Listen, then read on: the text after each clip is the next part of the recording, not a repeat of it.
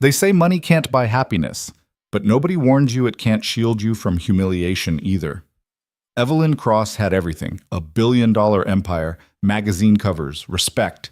Then one leaked video destroyed it all. Now she's standing on a beach, barefoot in a designer dress, wondering if drowning would hurt less than breathing. But before she takes another step toward the water, a child's laughter stops her cold. Sometimes salvation doesn't arrive in a boardroom or a therapist's office. Sometimes it comes from a stranger building sandcastles with his daughter, someone who has no idea who you are or how badly you're broken. Want to see where this journey leads? Stay until the end, hit that like button, and drop a comment with your city so I can see how far this story travels. The Pacific Ocean didn't care that Evelyn Cross was worth $1.3 billion. It crashed against the rocks with the same indifferent rhythm it had maintained for millennia, completely unbothered by quarterly earnings or stock prices, or the fact that her face had been plastered across every tabloid in North America for the past 72 hours. The water didn't read Twitter. It didn't watch the viral video of her ex-fiancé, Marcus Chen, stumbling out of a hotel with his assistant, the same assistant Evelyn had personally hired 8 months ago because she'd seemed trustworthy and professional. The ocean just existed, relentless, uncomplicated, honest. Evelyn envied it. She stood at the edge of the shore, her bare feet sinking into cold sand, her $3,000 Valentino heels dangling from 2 fingers. The hem of her black silk dress, the same one she'd worn to last month's Forbes photo shoot, dragged through the wet sand, ruined. She didn't care. What was another ruined thing in a life suddenly full of them? The beach stretched empty in both directions, a rare pocket of undeveloped coastline about 90 miles north of San Francisco. She'd driven here on impulse, fleeing her Presidio Heights penthouse at 4 in the morning after another sleepless night of refreshing social media like some kind of digital masochist. Her PR team had sent 14 emails. Her mother had called 6 times. The board had scheduled an emergency meeting to discuss optics and leadership stability. Evelyn had ignored all of it. She'd just driven. North on Highway 1, windows down, radio off, pushing her Mercedes until the city disappeared behind her and the sky started turning gray with pre-dawn light. She'd pulled off at a scenic overlook, walked down a crumbling staircase carved into the cliff face, and ended up here, alone. Finally, mercifully alone. Except she wasn't, actually. About 200 yards down the beach, near a cluster of dark rocks, she could make out 2 figures. Even from this distance, she could tell one was small, a child, maybe 5 or 6 years old. The other was an adult, crouched down, engaged in some kind of activity she couldn't quite make out. Evelyn's first instinct was to turn around, climb back up to her car, and drive somewhere even more isolated. She'd come here to escape people, not stumble into someone's family beach day. But something stopped her. Maybe it was the sound of laughter, high and clear and completely unself-conscious, cutting through the steady rumble of waves. Maybe it was the way the adult figure moved, patient and unhurried, in a world that had felt nothing but frantic and hostile for days. Maybe it was just exhaustion, the bone-deep weariness of running with nowhere left to go. Whatever it was, Evelyn started walking toward them. The sand was harder near the waterline, easier to walk on. The rising sun painted everything in shades of amber and rose gold, the kind of light that photographers paid thousands for and never quite captured. Evelyn had been photographed in light like this before, for magazine spreads, for ad campaigns, always styled and positioned and told exactly how to turn her face. Right now, she probably looked like hell. Her hair, usually blown out to glossy perfection, hung in salt-stiffened waves. She'd stopped wearing makeup 2 days ago. There were shadows under her eyes dark enough to require industrial-strength concealer, and she didn't have any. She didn't care about that either. As she got closer, the scene came into focus. The child was a little girl with dark curls pulled into 2 lopsided ponytails, wearing pink leggings and a purple jacket covered in cartoon dinosaurs. She was crouched over an elaborate sandcastle, or rather, the beginnings of one. Towers and walls were taking shape, decorated with shells and bits of seaweed arranged with the kind of intense focus only children possess. The adult was a man, probably early 30s, wearing faded jeans and a gray hoodie. He was helping her build, but in that careful way parents do, contributing without taking over, letting the child's vision remain the primary one. Evelyn stopped about 20 feet away, suddenly uncertain. What was she doing? These were strangers.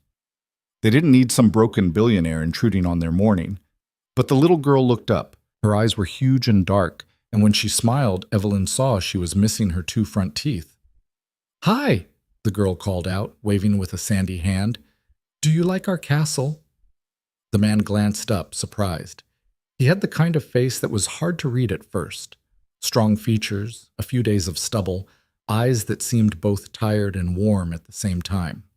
He looked at Evelyn with the cautious politeness of someone who wasn't sure if they were about to be yelled at. "It's very nice," Evelyn heard herself say. Her voice came out rough, unused. "Do you want to help?" the girl asked, already turning back to her construction. "We're making it really big. Big enough for a princess and a dragon." "Emma," the man said quietly, "maybe the lady wants to walk by herself." "Do you?" Emma looked up at Evelyn again, head tilted. Evelyn opened her mouth to say yes, to make her polite exit, to continue her aimless wandering down the beach until she figured out what the hell she was supposed to do with the wreckage of her life. Instead, she said, "No." The man blinked. Emma grinned. "Okay." The girl patted the sand next to her. "You can sit here. What's your name?" Evelyn hesitated for just a second. She could lie, should lie. The last thing she needed was recognition, questions, sympathy. "Eve," she said, close enough to the truth, far enough from the headlines. "I'm Emma. This is my dad. His name is Daniel, but I call him Daddy." She said this with the absolute confidence of a child who believed these were the most important facts in the world. Daniel gave Evelyn a small, apologetic smile. "Sorry, she's friendly." "It's fine." Evelyn lowered herself onto the sand carefully, like someone who hadn't sat on a beach in years, which was true. She hadn't. There was always too much work, too many meetings, too many demands on her time. "Here." Emma thrust a small plastic shovel into Evelyn's hand. "You can make the walls taller, but be careful. They fall down sometimes." Don't they always? Evelyn thought. She started to dig, mechanically at first, piling sand where Emma directed. The child kept up a steady stream of commentary about the castle, about the shells she'd found, about how the dragon would be friendly, but the princess had to be brave anyway, because that's what princesses did. "Why does she have to be brave if the dragon's friendly?" Evelyn asked. Emma looked at her like the answer was obvious. Because sometimes things look scary even when they're not. And you have to be brave to find out. Daniel caught Evelyn's eye over his daughter's head, his expression somewhere between amused and resigned. "She's very philosophical for a 6-year-old. "I'm 6 3/4, Emma corrected. "My apologies," Daniel said solemnly. They worked in silence for a while. The sun climbed higher, burning off the morning fog. Seagulls screamed overhead. Somewhere down the beach, a dog barked. Evelyn found herself relaxing in a way she hadn't in weeks. Months, maybe. There was something hypnotic about the repetitive motion. Dig, pile, smooth, repeat. No decisions to make, no emails to answer, no cameras to face. Just sand and water, and the simple, singular goal of making something stand upright. "You're sad," Emma announced. Evelyn's hands stilled. "What?" "You're sad. I can tell." The girl studied her with those enormous dark eyes, completely matter-of-fact. "You look like my dad looked after my mom left." "Emma," Daniel's voice held a warning. "It's okay," she said, unbothered. "People get sad sometimes. That's what you always tell me." Daniel looked at Evelyn, and there was something in his expression. Embarrassment, yes, but also understanding. Recognition. "Sorry," he said quietly. "She's observant." "It's okay." Evelyn was surprised to find she meant it. There was something almost refreshing about Emma's directness. No pity. No carefully worded sympathy. Just a simple observation delivered with the bluntness only children possessed. "Is someone being mean to you?" Emma asked. "Because being mean is not okay. You should tell them to stop." If only it were that simple. "Something like that," Evelyn said. "My mom was mean to my dad," Emma continued, shaping a tower with intense concentration. "She yelled a lot, and then she left. But Daddy says it's okay because now we get to do whatever we want on Saturdays, like build castles." Emma. Daniel's voice was firmer now. That's enough. The girl looked up at him, then back at Evelyn. Did I say something wrong? No, Evelyn said before Daniel could answer. You didn't. She looked at the man, really looked at him for the first time. He wasn't handsome in the polished corporate way Marcus had been. His features were rougher, more lived in. There were lines around his eyes that suggested he smiled often or used to. His hands were working hands, calloused and strong, not the manicured hands of the executives Evelyn spent her days with. But there was something in the way he looked at his daughter, patient, present, completely focused, that made Evelyn's chest tighten with an emotion she couldn't name. How long ago? She asked quietly. Daniel didn't pretend not to understand. About 1.5 years. I'm sorry. He shrugged, a gesture that tried for casual and didn't quite make it. These things happen. Do you hate her? The question came out before Evelyn could stop it. Too personal, too raw. But she needed to know. Daniel considered this, really considered it, while Emma hummed and added shells to her tower. No, he said finally. I was angry for a while, hurt. But hate? He shook his head. Hate takes too much energy, and I've got better things to spend it on. He glanced at his daughter with a softness that made Evelyn want to look away. How do you do that? Her voice came out smaller than she intended. Just let it go? Who says I've let it go?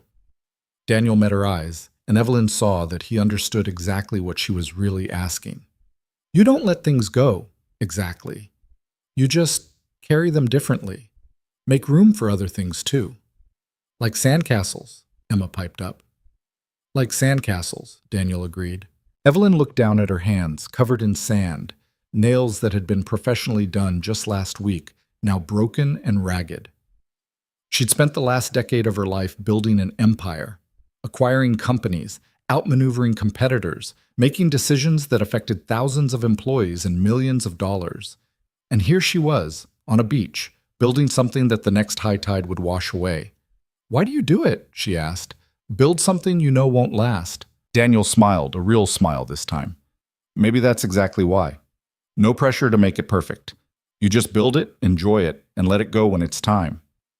I don't know how to do that. Build sandcastles? Let things go. He studied her for a moment, and Evelyn had the uncomfortable feeling of being truly seen, not as a CEO or a billionaire or a scandal, but as a person. Just a person, sitting on a beach, trying not to fall apart. You start small, he said. One thing at a time. Emma stood up suddenly, brushing sand off her leggings. I have to pee. Bathrooms are back by the parking lot, Daniel said, already rising. Come on. Can I go by myself? I'm big enough. Not by yourself, but I'll wait outside. He glanced at Evelyn. Will you be here when we get back? Would she? Evelyn looked at the half-built sandcastle, at the shells arranged just so, at the towers that were already starting to slump in the warming sun. Yes, she said. Emma beamed. Good. Don't touch the dragon tower. That's the most important part. They walked away, Emma skipping ahead, Daniel following at the patient pace of a parent who'd learned that rushing children rarely worked. Evelyn watched them go, then turned back to the castle. The most important part. She studied the structure Emma had designated as the Dragon Tower, slightly taller than the others, decorated with a piece of driftwood that could, with imagination, be a dragon's head. Evelyn reached out and carefully, so carefully, added more sand to its base, strengthening it, making it last just a little bit longer. Her phone buzzed in the pocket of her dress. She pulled it out, saw 17 new notifications, and turned it off without reading any of them. The sun was fully up now, warm on her shoulders. The beach was still mostly empty, just a few early morning joggers in the distance. Evelyn closed her eyes and listened to the waves. For the first time in 72 hours, the noise in her head went quiet. When Emma and Daniel returned, the girl ran ahead, ponytails bouncing. She stopped at the castle and clapped her hands together. You made it better! I was afraid I'd made it worse, Evelyn admitted. No way. It's perfect now. Emma dropped back down and immediately started on a new section. Now we need a moat. Moats are really important. Why's that? Evelyn asked, digging where the child pointed. To keep the bad guys out. Duh. Daniel settled back into his spot, picking up where he'd left off. Sorry again. About earlier. She doesn't really understand filters yet. It's okay, Evelyn said, and meant it. Actually, it's kind of nice. Everyone else has been walking on eggshells around me. Bad breakup? He asked, then immediately looked like he regretted it. Sorry, none of my business. Public breakup, Evelyn corrected. Which is worse. Ah. Understanding flickered across his face. People saw. Everyone saw. She dug harder into the sand. Video, photos, think pieces, hot takes, the works. That sucks. It was such a simple, insufficient response that Evelyn almost laughed. Yeah, it really does. My wife left me for her yoga instructor, Daniel offered. Cliché, right? Like something out of a bad movie. Did everyone you know see it happen? Small town. So basically, yes. He grimaced. Grocery store was fun for a few months. Everyone had opinions. Everyone wanted to share them. What did you do? Stopped going to that grocery store, started driving 20 minutes to the next town over. He shrugged. Sometimes the best solution is just avoiding the problem until it stops being interesting.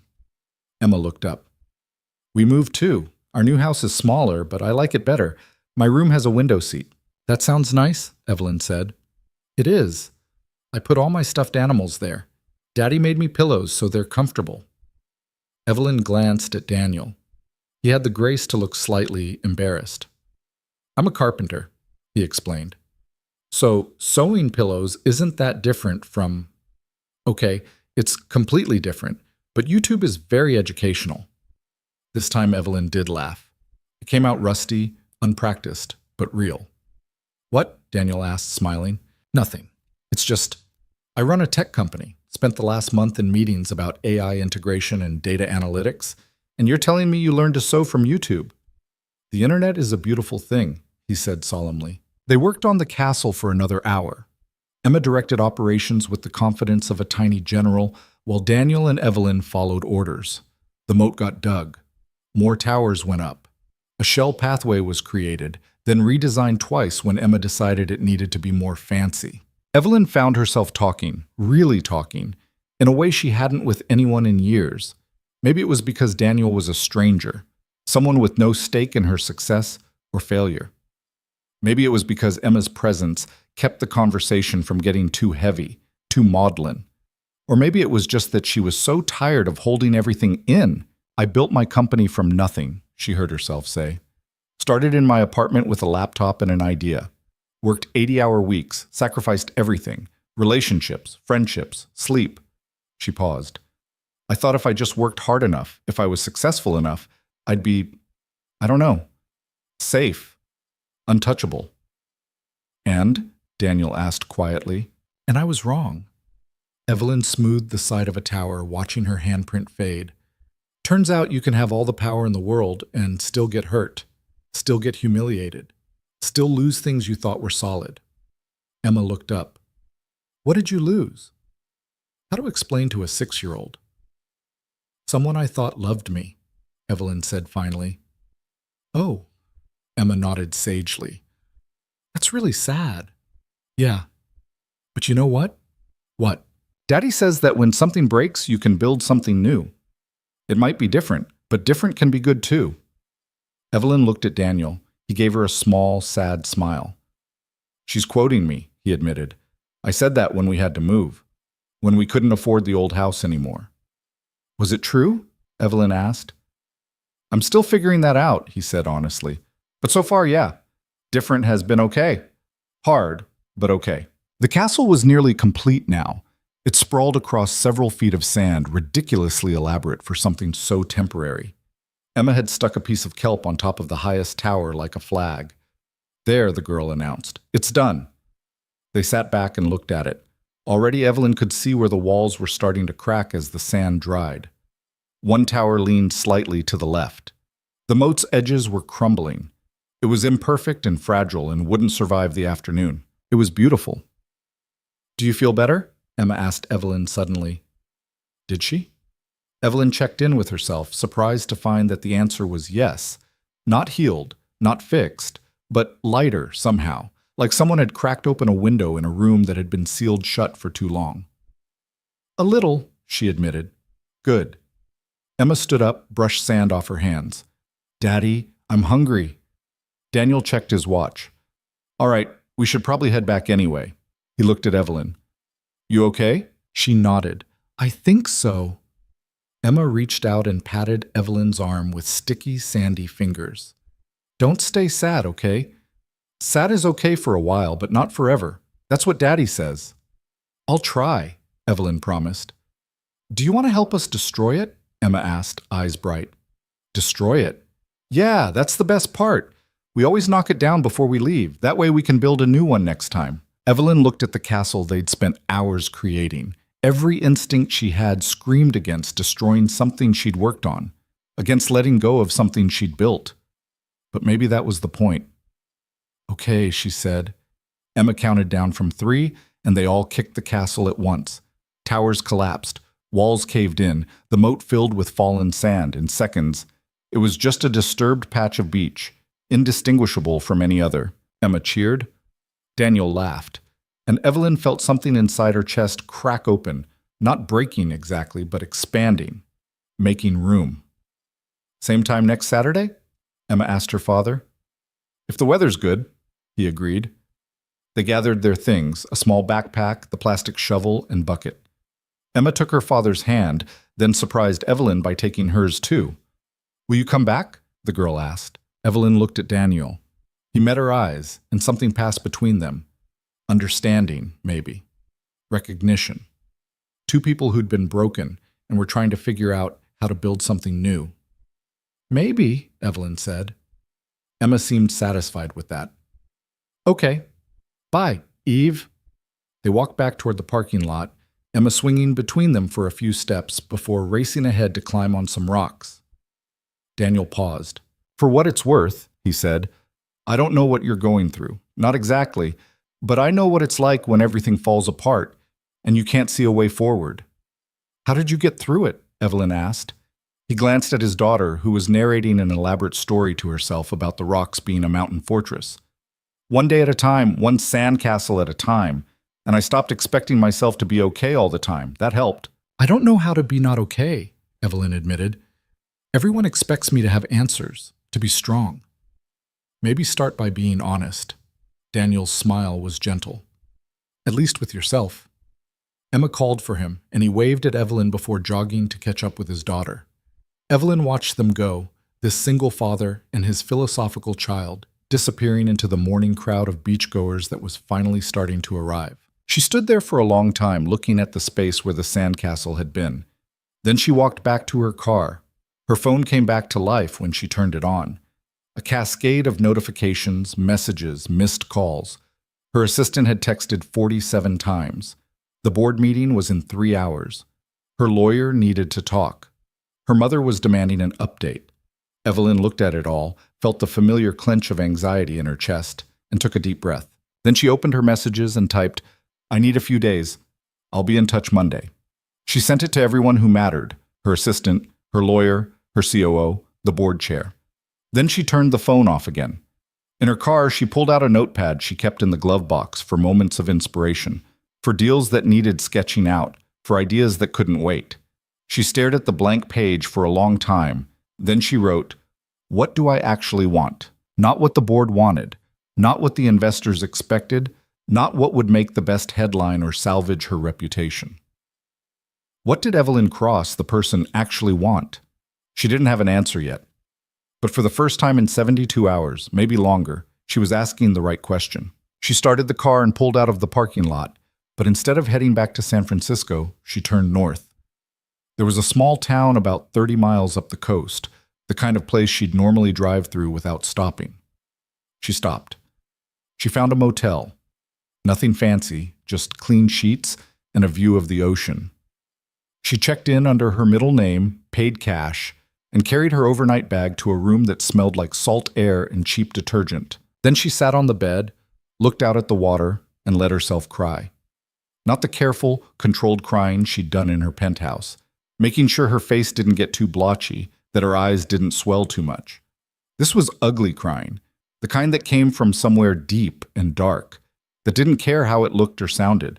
She cried for the relationship that had turned out to be a lie, for the trust she'd given and had thrown back in her face, for the humiliation of being betrayed in front of the entire world. But she also cried for the years she'd spent building walls around herself, convincing herself that success was the same as happiness, for the friends she'd lost touch with because there was always another meeting, another deal, for the version of herself she'd left behind in pursuit of something she'd thought mattered more. She cried until she was empty, until there was nothing left but exhaustion and the sound of waves outside her window. Then she lay down, pulled the rough motel blanket over herself, and slept dreamlessly for 14 hours. When she woke up, it was dark. The digital clock read 11:47 p.m. She was disoriented, unsure for a moment where she was or what day it was. Then it came back. The beach. The sandcastle. Emma's gap-toothed smile and Daniel's quiet understanding. The castle they'd built and destroyed. Evelyn got up, splashed water on her face, and looked at herself in the bathroom mirror. She looked terrible. Hair wild, face puffy. Mascara she'd forgotten she was wearing smudged into raccoon circles. She looked human. She pulled out her phone, still off, and turned it on. The notifications that flooded in were less frantic now. People had apparently gotten her message. There were still plenty of them, but they had that can-wait quality instead of the urgent panic of before. One message caught her eye, from her assistant Rachel. "Whatever you need, we've got your back. Simple. No demands, no judgment." Evelyn typed back, "Thank you. I'll be okay. Just need time." Then she opened her email and started a new message to the board. She wrote for an hour, deleting and rewriting, trying to find words that were honest without being weak, clear without being cold. Finally, she had something. "I'm taking a leave of absence, effective immediately. 2 weeks, maybe more. I need time to step back and reassess, not just the company's direction, but my own. I've spent 10 years building this company, and I'm proud of that work. But I've also lost sight of why I started in the first place. I need to find that again." Rebecca will serve as interim CEO.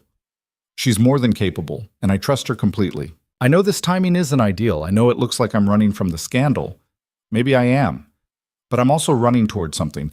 I'm just not sure what yet. I'll be back. But I need to figure out who I am when I come back. She read it 3 times, then hit send before she could second-guess herself. The relief was immediate and terrifying. She'd just walked away from her company, from everything she'd built, everything she'd sacrificed for. And she felt lighter. Evelyn walked outside down to the beach behind the motel. It was nearly midnight, the sand silver under a bright moon.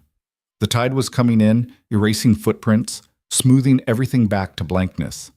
She thought about the sandcastle, how they'd worked so hard on it, knowing it wouldn't last, how Emma had counted down with pure joy before destroying it, how Daniel had said you build something new. The waves crashed, steady and eternal. The moon hung heavy and full. Evelyn stood at the edge of the water, feeling the cold foam wash over her bare feet. She didn't have answers yet, didn't know what came next, didn't know how to rebuild a life that had crumbled so spectacularly. But standing there, with nothing but ocean and sky and the simple truth of her own exhausted, broken, still-breathing self, she thought, maybe that was okay. Maybe you didn't need to know the ending to start the next chapter. Maybe you just needed to be willing to build something new, even if you weren't sure it would stand. Maybe brave enough to destroy what wasn't working, even if you'd spent years building it. Evelyn stayed there until the tide came all the way in, until the water soaked the hem of her dress, and her feet went numb with cold.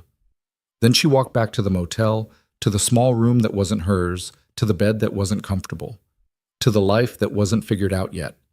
And for the first time in longer than she could remember, that felt like enough. The coffee at the motel's continental breakfast was terrible, but Evelyn drank it anyway.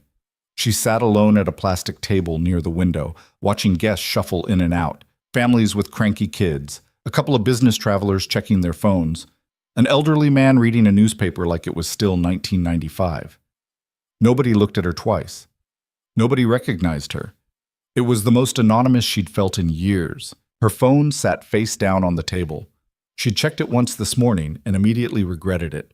The board had responded to her email with what could only be described as controlled panic. Rebecca, her COO, had sent a single message. "I've got this. Take your time." Her mother had left a voicemail that Evelyn deleted without listening to, and there were 3 missed calls from a number she didn't recognize, probably reporters. She turned the phone face down again and focused on the coffee. "Is this seat taken?" Evelyn looked up. An older woman stood there, holding a plate with a sad-looking Danish and what appeared to be scrambled eggs from a warming tray. She had the kind of face that suggested she'd lived a full life and had opinions about most of it. "No, go ahead," Evelyn said. The woman sat, arranged her breakfast with the precision of someone who had a specific way of doing things, and took a bite of the Danish. Her face registered disappointment, but not surprise. "First time here?" she asked. "Yeah." "Thought so, you've got that look." The woman gestured vaguely at Evelyn with her fork. "Like you're not sure why you're here, but you're here anyway." Evelyn almost laughed. "That obvious?" "Honey, I've been coming to this motel for 15 years. I know the difference between tourists passing through and people hiding from something." She said it kindly, without judgment. "I'm Helen, by the way." "Eve." The lie came easier now. "Well, Eve, whatever you're hiding from, this is a good place for it. Town's small enough that people mind their business, big enough that nobody cares who you are." Helen took another bite of her Danish, grimaced. "Food's terrible, though. There's a diner about 3 blocks up if you want actual breakfast." "Thanks. You planning to stay long?" "I don't know yet," Evelyn admitted. Helen nodded like this made perfect sense. "Fair enough. Sometimes you gotta figure things out as you go." She stood, gathering her plate.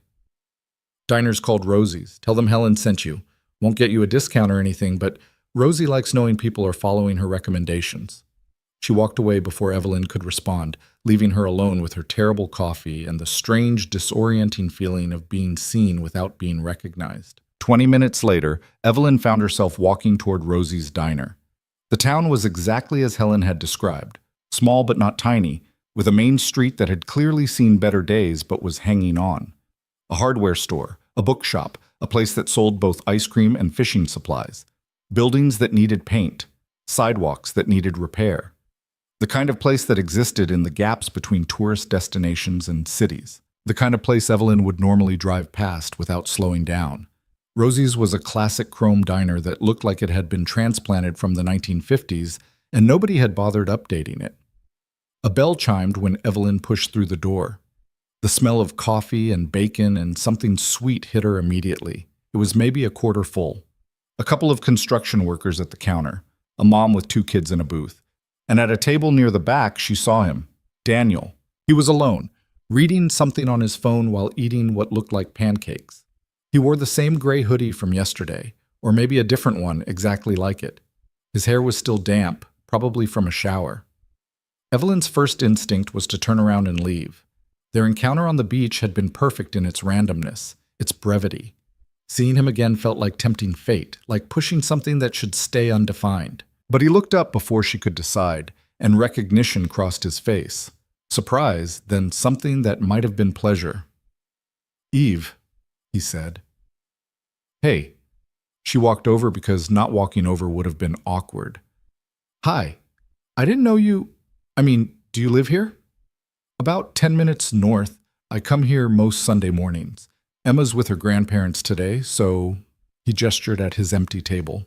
"Want to sit?" She should say no, should maintain the boundary between yesterday's brief connection and whatever this might become, should protect the fragile temporary thing they'd shared on the beach. She sat. "I'll be right with you, hun," a waitress called from behind the counter. "Did Helen send you?" Daniel asked, smiling slightly. "How did you know?" "She sends everyone here. Considers it her civic duty."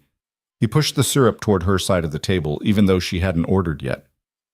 "Fair warning. The pancakes are excellent, but they give you enough for 3 people." "Noted." They sat in slightly awkward silence. Evelyn picked up the laminated menu, studied it without really reading it. Daniel went back to his phone, then put it down, then picked it up again. "This is weird, right?" he said finally. "A little," Evelyn admitted. "We don't have to do this. If you wanted to eat alone..." "No." She put the menu down. "No, it's okay. I wasn't expecting to see you again." "Small town," he said with a shrug. "You staying at the motel?" "Yeah." He didn't ask why, didn't pry, just nodded like people checked into motels for 2-week stays all the time. The waitress appeared, an older woman with bright red lipstick and a name tag that said Rosie. "What can I get you, sweetheart?" "Coffee and the pancakes, I guess." "Good choice. You want eggs with that?" "Sure." "Scrambled over easy sunny side?" Evelyn realized she had no idea how she liked her eggs. She'd eaten catered breakfast meetings for so long that someone else always decided. "Scrambled is fine." Rosie scribbled on her pad and disappeared. Daniel poured himself more coffee from the pot on the table. "So," he said, "how are you doing?" It was such a simple question, the kind people asked automatically, expecting an automatic answer. But the way Daniel said it, careful, genuine, suggested he actually wanted to know. "Better than yesterday," Evelyn said. "Worse than I'd like to be." "That's honest." "I'm trying that, being honest." She wrapped her hands around the coffee mug Rosie had left. "You said it might help." "It does, eventually. First it just feels uncomfortable." They both smiled at that. Her food arrived faster than seemed possible.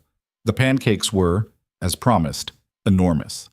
3 of them, each the size of a dinner plate, stacked high and drowning in butter. "I told you," Daniel said. Evelyn cut into them, took a bite. They were perfect, fluffy and rich and exactly what she hadn't known she needed. "Okay, these are worth the drive." "Right? Emma loves them. She always orders them and then eats about a quarter before declaring herself full." "Where are her grandparents?" The question came out before Evelyn could stop it. Too personal again. But Daniel didn't seem to mind. "About 40 minutes south, my parents. They take her one Sunday a month so I can have a day to myself." He said it matter-of-factly, but Evelyn heard something underneath. Not resentment exactly, but awareness. The weight of single parenthood. "What do you usually do on your days off?" "This." He gestured at the diner, his phone, the half-eaten pancakes. "Breakfast. Errands. Sometimes I work on personal projects. Mostly, I just try to remember what it's like to think in complete sentences without being interrupted." Evelyn laughed. "Is that hard? You have no idea. Yesterday, I tried to explain to Emma why we couldn't get a puppy right now, and I got maybe 3 words in before she started telling me about a dream she had about flying dolphins. By the time we finished talking about dolphins, I'd forgotten what my original point was." "Did you get the puppy?" "No, but only because I held firm on the dolphins being imaginary, and therefore not relevant to the puppy discussion. Parenting is all about choosing your battles." They ate in comfortable silence for a while. The diner filled up slowly, a steady trickle of locals who all seemed to know each other. Rosie worked the room like a conductor, remembering orders without writing them down, refilling coffee before cups emptied, dropping off checks with a wink or a joke. "So, what brings you to our thriving metropolis?" Daniel asked eventually. Besides Helen's recommendations, Evelyn had prepared an answer for this, something vague about needing a break, getting away from work stress. But sitting across from Daniel, who'd already seen her at her lowest, the prepared answer felt wrong. "I'm hiding," she said instead. "From?" "Everything. The news. My company. People who want to know if I'm okay when we both know I'm not." She pushed eggs around her plate. "I sent an email yesterday, taking a leave of absence. Just walked away from 10 years of work because I couldn't handle people looking at me." Daniel was quiet for a moment. "That doesn't sound like hiding. It sounds like surviving." "What's the difference? Hiding is running away from something. Surviving is running toward yourself." He paused. "At least, that's what my therapist says." "Well, said. I stopped going after a few months because it got expensive." "Did it help, the therapy?" "Some. Mostly she just made me realize I wasn't as okay as I was pretending to be. Which I guess is helpful, even if it's depressing." Evelyn found herself smiling.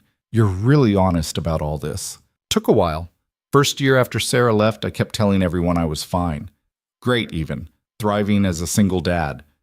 Then I had a minor breakdown in the cereal aisle at Safeway because they discontinued Emma's favorite brand, and I realized maybe I was full of shit." "What happened?" "I sat on the floor and cried for about 5 minutes while a stock boy pretended not to notice. Then I bought different cereal and went home and told Emma we were going to try being sad together instead of pretending everything was perfect." "How did she take it?" "She asked if we could still have pancakes sometimes. When I said yes, she said okay." Daniel smiled at the memory. Kids are weirdly resilient if you don't lie to them. Evelyn thought about that.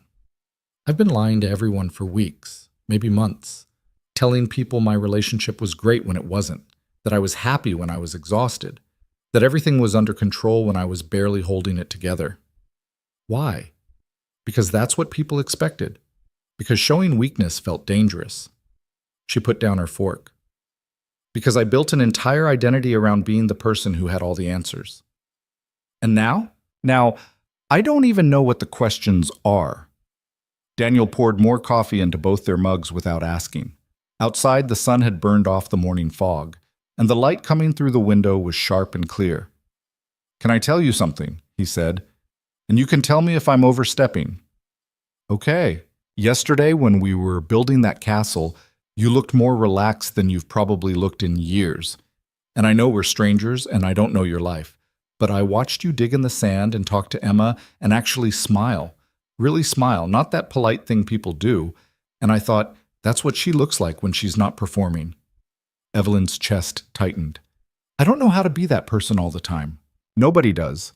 That's the thing everyone forgets. We're all performing most of the time. The trick is finding people you don't have to perform for." "Is that what Emma is for you?" "Yeah, and it's terrifying, honestly, because she sees everything. I can't hide from her, can't pretend I'm okay when I'm not. She calls me out every time." "Like she did with me," Evelyn said quietly. "Like she did with you." He smiled.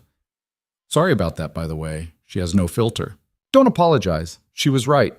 I was sad. Still am, I guess. But at least now I'm admitting it." They finished eating. Rosie brought the check, which Daniel reached for automatically. Evelyn put her hand on it. "Let me," she said. "You don't have to—" "I know, but I want to." She pulled out her wallet, left cash with a generous tip. Rosie noticed and winked at her. Outside, the morning had turned genuinely warm, the kind of California winter day that made people from other states irrationally angry. Daniel checked his phone, then put it away. "I should probably get going," he said. "Got some work to finish before I pick up Emma." "On a Sunday?" "Freelance carpentry doesn't really respect weekends." He hesitated. "What are you doing today?" Evelyn had no idea. She hadn't planned past breakfast. "I don't know. Walk on the beach, maybe? Try not to check my phone every 5 minutes." "There's a trail," Daniel said, "about 2 miles north of here. Follows the coastline, goes through some nice woods. Good place to think. Or not think, depending on what you need." "Thanks." They stood there awkwardly, two people who'd somehow become friends without meaning to, unsure how to end the conversation. "Will you be at the beach next Saturday?" Daniel asked. "Emma asked about you this morning. Wanted to know if you were coming back." "I might be," Evelyn said carefully. "I don't really know what my plans are." "Fair enough." He smiled. "Well, if you're around, we'll be there. Same spot. Emma wants to build a dragon castle this time. Apparently last week's was just practice." "A dragon castle sounds ambitious. You have no idea she's been drawing diagrams." Evelyn laughed. They said goodbye, and Daniel headed toward a beat-up truck parked across the street. Evelyn watched him go, the stranger who felt less like a stranger every time they talked. Her phone buzzed. She ignored it. Instead, she walked. Found the trail Daniel had mentioned, followed it into the woods where pine trees blocked out the sun and the air smelled green and alive. The path was rough, roots and rocks, and places where the rain had washed grooves into the dirt. She had to watch her feet, pay attention, stay present. It was exactly what she needed. She walked for 2 hours, until her legs ached and her thoughts slowed down from their usual frantic spiral. When she emerged back at the trailhead, she felt wrung out but cleaner somehow, like she'd sweated out some of the poison. Back at the motel, she finally checked her phone properly, scrolled through the messages and emails with the detached interest of someone watching a TV show about someone else's life. The board was handling her absence with varying degrees of grace. Some were supportive, some were clearly furious. One had written a long email about fiduciary responsibility that made Evelyn want to throw her phone into the ocean. She archived it without responding. Rachel had sent updates on the day-to-day operations. Everything was running smoothly. The company, it turned out, didn't actually need Evelyn there every second. This should have been reassuring. Instead, it felt vaguely insulting. Her mother had called twice more. Evelyn still didn't listen to the voicemails. And there was one email that made her stop scrolling. From Marcus. She stared at his name for a long time before opening it. Evelyn, I know you probably don't want to hear from me. I know I'm the last person who has any right to ask anything of you, but I need you to know that I never meant for things to happen the way they did. I never meant to hurt you. I know that doesn't make it better. I know sorry doesn't fix this, but I am sorry for what it's worth. I hope you're okay. Marcus. Evelyn read it 3 times, waiting to feel something, anger, sadness, anything. But all she felt was tired, so tired of caring about what Marcus thought or felt or wanted. She closed the email without responding. Then she opened a new message and typed, Rachel, I need you to handle something for me. 10 minutes later, she'd instructed Rachel to have their lawyers draft a clean break from Marcus's involvement in any cross-industries partnerships. He'd been consulting on their AI ethics board, a position Evelyn had given him because mixing business and personal had seemed romantic at the time. Now it just seemed stupid. Consider it done, Rachel wrote back. How are you holding up? Better, Evelyn typed. Getting there. Good. We miss you, but take all the time you need. Evelyn put her phone down and lay back on the bed. The ceiling had a water stain in the shape of something that might have been Florida. She stared at it until her eyes unfocused. The next few days fell into a rhythm that felt foreign at first, then comfortable. She'd wake up early, walk to Rosie's for breakfast, then spend the day hiking or reading or just sitting on the beach. She bought a paperback from the local bookstore, some thriller she'd seen recommended everywhere but never had time to read. She ate it up in 2 days. She avoided social media completely, stopped checking the news, let the world spin without her input for the first time in a decade, and every day she felt a little bit lighter. On Wednesday, she ran into Helen again at the motel. The older woman was loading her car with what looked like craft supplies. Still here, Helen observed. Good. Is it? Means you're figuring something out. People who leave after one day haven't figured anything out. They're just running. She tossed a bag into her trunk. You coming to community dinner Friday? What's that? Church basement? Potluck? Everyone brings something. It's mostly an excuse for people to gossip, but the food's decent and it beats eating alone. Evelyn started to say no automatically, then stopped. What do I bring? Store-bought is fine. Nobody expects Martha Stewart. 6 o'clock, white church on Main Street. Can't miss it. Helen drove off before Evelyn could ask any follow-up questions. Friday arrived faster than expected. Evelyn found herself standing in front of the small grocery store on Main Street, trying to decide what to bring to a potluck. She settled on a veggie tray and some cookies that claimed to be homemade but were obviously factory-produced. Good enough. The church basement was exactly what she'd imagined. Fluorescent lights, folding tables, a slight smell of must and coffee. About 30 people milled around, talking in clusters, setting out food on a long table against the wall. Evelyn felt deeply, powerfully out of place. You made it! Helen appeared at her elbow. Come on, I'll introduce you around. The next hour was a blur of names and faces. Helen's friends were mostly women around her age, plus a few younger families. They asked polite questions. Where was she from? What brought her to town? How long was she staying? Evelyn gave vague answers and nobody pushed. Then she saw Daniel. He was across the room with Emma, who was showing something to another little girl. He looked up, caught her eye, and smiled, excused himself and walked over. Didn't know you'd be here, he said. Helen invited me. Well, told me to come. Is there a difference? Not with Helen. He gestured at Emma. She's going to lose her mind when she sees you. Right on cue, Emma spotted her. Eve! The girl ran over, nearly knocking into a table. You're still here. Daddy said you might be gone. Still here, Evelyn confirmed. Are you coming to the beach tomorrow? We're building the dragon castle, remember? Evelyn glanced at Daniel, who gave a small shrug like, your call. Yeah, she heard herself say. I'll be there. Emma threw her arms around Evelyn's waist in an unexpected hug, then ran back to her friend. Evelyn stood there, slightly stunned.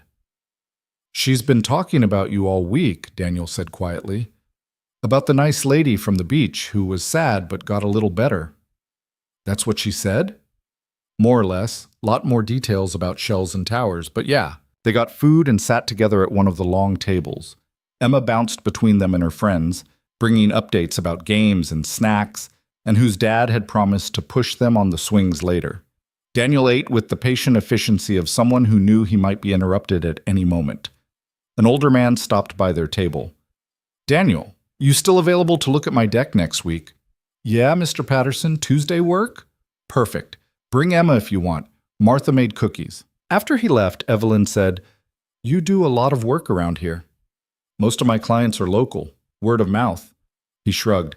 "Doesn't pay great, but it's steady, and people are flexible when I need to work around Emma's schedule." "Do you like it, the carpentry?" "Yeah, actually, I do." He seemed surprised by the question. "I worked in an office for a while, marketing firm in Sacramento. Hated every minute of it. When Sarah and I moved up here, I started doing carpentry on the side, just to have something that felt real. Something I could build with my hands and actually see the results." "And then she left," Evelyn said quietly. "And then she left. And I couldn't afford the house on one income, especially not on what the office paid. So I quit, went full-time with the carpentry, moved to a smaller place." He took a bite of something that might have been casserole. "Best decision I ever made, honestly, even though it was basically forced." "You don't miss the stability of the office job?" "No, that wasn't stability. That was just prison with health insurance." He smiled. "This is better. Harder, but better."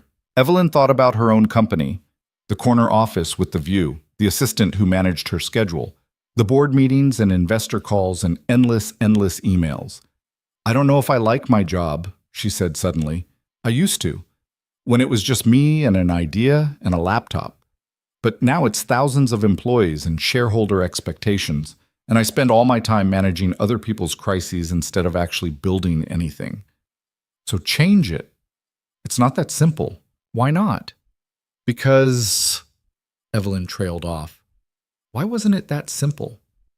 "Because people depend on me. Because I have responsibilities. And you'll have those no matter what.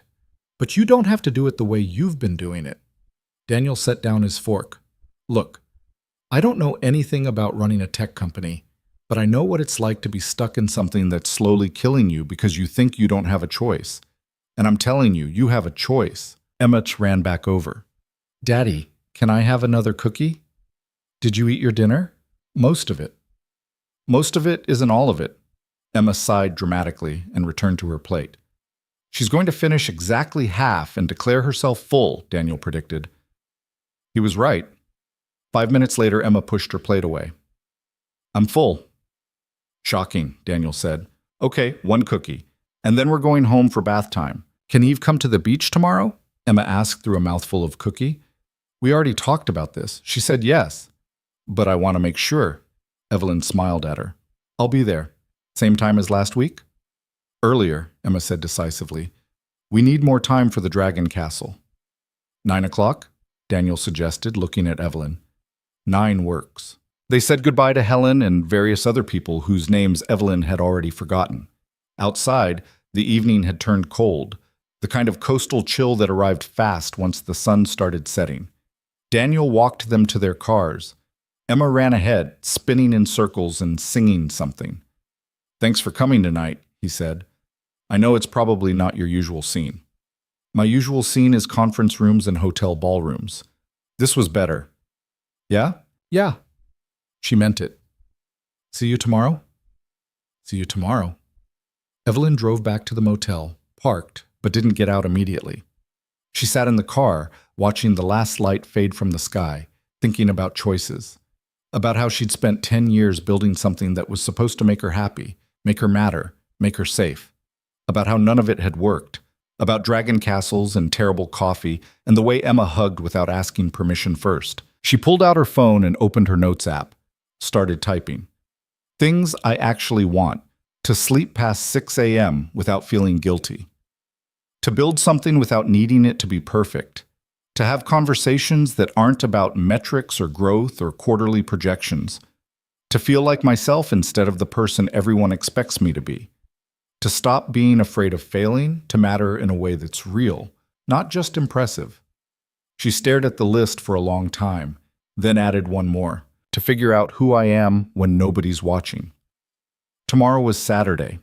Tomorrow she'd build sandcastles with a 6-year-old and her single father. Tomorrow she'd let herself be Eve, instead of Evelyn Cross, billionaire CEO, with all the answers. Tomorrow she'd take one more step toward whatever came next. Tonight, she went inside, took a hot shower, and slept without setting an alarm for the first time in 10 years. If you or someone you know is having a difficult time, free support is available. Find resources. Evelyn woke up at 9:15 and panicked. She'd actually overslept, for the first time since college, and she was supposed to meet Daniel and Emma at 9. She threw on clothes, jeans, and a sweater she'd bought at the local store because all she'd packed were business casual outfits that made no sense on a beach, and ran out to her car without brushing her teeth. The drive to the beach took 12 minutes. She parked haphazardly and jogged down the wooden stairs to the sand, already composing apologies in her head. But when she reached their usual spot, Daniel just looked up and smiled. "We were starting to think you'd bailed," he said. "I'm so sorry. I overslept and—" "Eve!" Emma abandoned the bucket she'd been filling and ran over. "You came! Look, I brought special tools today." She held up what appeared to be a collection of kitchen utensils, a spatula, a melon baller, something that might have been a garlic press. "Did you raid your kitchen?" Evelyn asked. "Daddy said I could bring whatever I wanted as long as I washed them after." Emma grabbed Evelyn's hand and pulled her toward the construction site. "Come on, we have to start the foundation. That's the most important part." Daniel was already digging, carving out a large circular area in the sand. He'd taken off his hoodie and wore just a t-shirt, his forearms tanned and muscular from years of physical work. He looked up at Evelyn, and she realized she was staring. "Sleep okay?" he asked. "Better than I have in months, actually, which is why I overslept." "First time?" "First time in about a decade." He whistled low. "That's a long time to run on fumes." Emma thrust the spatula at Evelyn. "Here, you're in charge of smoothing the walls. Make them really flat so they don't crack." For the next hour, they built. Emma directed with the confidence of a general leading troops into battle, while Daniel and Evelyn followed orders. The Dragon Castle was significantly more complex than last week's effort. It had multiple towers, a courtyard, and what Emma insisted was a secret escape tunnel that looked suspiciously like a collapsed wall. "No, no, no," Emma said when Evelyn tried to fix it. "It's supposed to look broken. That's how you know it's secret." "Of course," Evelyn said seriously. "I should have known." Daniel caught her eye and grinned. The morning was warmer than last week, the sun bright and insistent. Evelyn had forgotten sunscreen and could already feel her nose starting to burn. She didn't care. There was something deeply satisfying about working with her hands, creating something tangible, watching it take shape through collective effort. "My mom used to build with me," Emma said suddenly. She was using the melon baller to create decorative circles in one of the towers. Before she left, Daniel's hand stilled for a moment, then resumed digging. "Did she?" Evelyn asked carefully. "Yeah, she was really good at it. Better than Daddy." Emma said this without malice, just stating facts. "She made a castle once that had a real working drawbridge, with string and everything." "That sounds amazing." "It was." Emma paused, studying her handiwork. "But she got bored of me. That's why she left." "Emma." Daniel's voice was quiet but firm. "That's not true." "It is. I heard her tell you on the phone. She said she wasn't ready to be a mom anymore." Evelyn's chest tightened. She looked at Daniel, saw the pain flash across his face before he controlled it. "That's not the same as being bored of you," he said. "Your mom, she had problems that had nothing to do with you. Adult problems." "Like what?" "Like figuring out what she wanted from life. And sometimes adults make bad choices when they're confused." Emma considered this while adding more melon baller circles. "Do you still love her?" The question hung in the air. Evelyn felt like she should leave, give them privacy, but Emma was looking at her too, including her in this conversation that should have been private. "I love who she was," Daniel said finally. "The person I thought she was. But people change, and sometimes love isn't enough to make someone stay." "That's sad," Emma announced. "Yeah, it is. But we're okay anyway, right?" Daniel reached over and ruffled her hair, getting sand in it. "Yeah, monster, we're okay anyway." Emma seemed satisfied with this. She went back to her construction, humming something off-key. Evelyn found herself blinking back tears. Not sad tears exactly, just overwhelmed by the rawness of it all. The casual way this child processed abandonment, the way Daniel navigated impossible questions with honesty instead of platitudes. "You okay?" Daniel asked quietly. She nodded, not trusting her voice. They worked in silence for a while. The castle grew taller, more elaborate. Emma insisted on adding a moat filled with shark water, which was just regular ocean water with some seaweed thrown in. "Tell me about your mom," Emma said to Evelyn suddenly. "Emma," Daniel warned. "What? I'm just asking." Evelyn smiled despite herself. "It's okay." She sat back on her heels thinking. "My mom is complicated. She loves me, I think. But she loves the idea of who she wants me to be more than who I actually am." "What idea?" "Someone successful, important, someone she can tell her friends about at parties." Emma frowned. "That's dumb." "Emma," Daniel said again. "Well, it is. You're supposed to love people for real, not for ideas." "You're absolutely right," Evelyn agreed. "But adults forget that sometimes." "Did your mom build castles with you?" Evelyn tried to remember. Her childhood felt distant, like someone else's life. "No, we didn't really do things like that." "What did you do?" "Piano lessons, tutors, summer camps that looked good on college applications." She heard the bitterness in her own voice and tried to soften it. "She wanted me to be successful." "Are you?" The question was so direct, so innocent. Was she successful? By every measurable metric, yes. She had money and power and respect. She'd built something from nothing. But sitting here on the beach, covered in sand, hiding from her own life, did any of that count as success? "I don't know anymore," she said honestly. Emma patted her arm with a sandy hand. "That's okay. Daddy says it's okay not to know things sometimes." "Your daddy is very wise." "I know," Emma said with complete confidence. Daniel looked like he was trying not to laugh. They finished the castle around noon. It was genuinely impressive, towers and walls, and Emma's secret tunnel, and a courtyard decorated with shells arranged in careful patterns. The moat encircled the whole thing, filled with shark water that kept seeping away into the sand. "There," Emma declared. "Perfect." "It's pretty great," Daniel agreed. Evelyn pulled out her phone to take a picture, then stopped. This moment didn't need to be captured or shared or posted. It could just exist, temporary and real. She put her phone away. "Hungry?" Daniel asked. "There's a taco truck about a mile down the beach. Best fish tacos you'll ever have." "I'm starving," Emma said. "Can I have two?" "You can have one, and we'll see if you finish it." "That's not fair." "Life's not fair, monster. Come on." They walked along the water's edge, Emma running ahead to examine interesting shells or chase seagulls. The beach was more crowded now, families setting up umbrellas, kids shrieking in the waves. "She asks a lot of questions," Daniel said apologetically. "I don't mind. She's honest. It's refreshing." That's a diplomatic way of saying she has no filter. Maybe the world needs more people without filters. He glanced at her. "You really think that?" "In your world, I mean. The business world." Evelyn thought about boardrooms full of carefully worded statements, emails crafted to say something without saying anything, conversations that danced around truth like it might explode. "Yeah, I really think that." The taco truck was exactly as advertised, a battered vehicle with faded paint and a line of people waiting. The smell of grilled fish and cilantro and lime made Evelyn's stomach growl. They ordered and found a spot on the low wall overlooking the beach. Emma swung her legs, getting sand on everyone, completely oblivious. "So?" Daniel said carefully. "How long are you planning to stay? In town, I mean."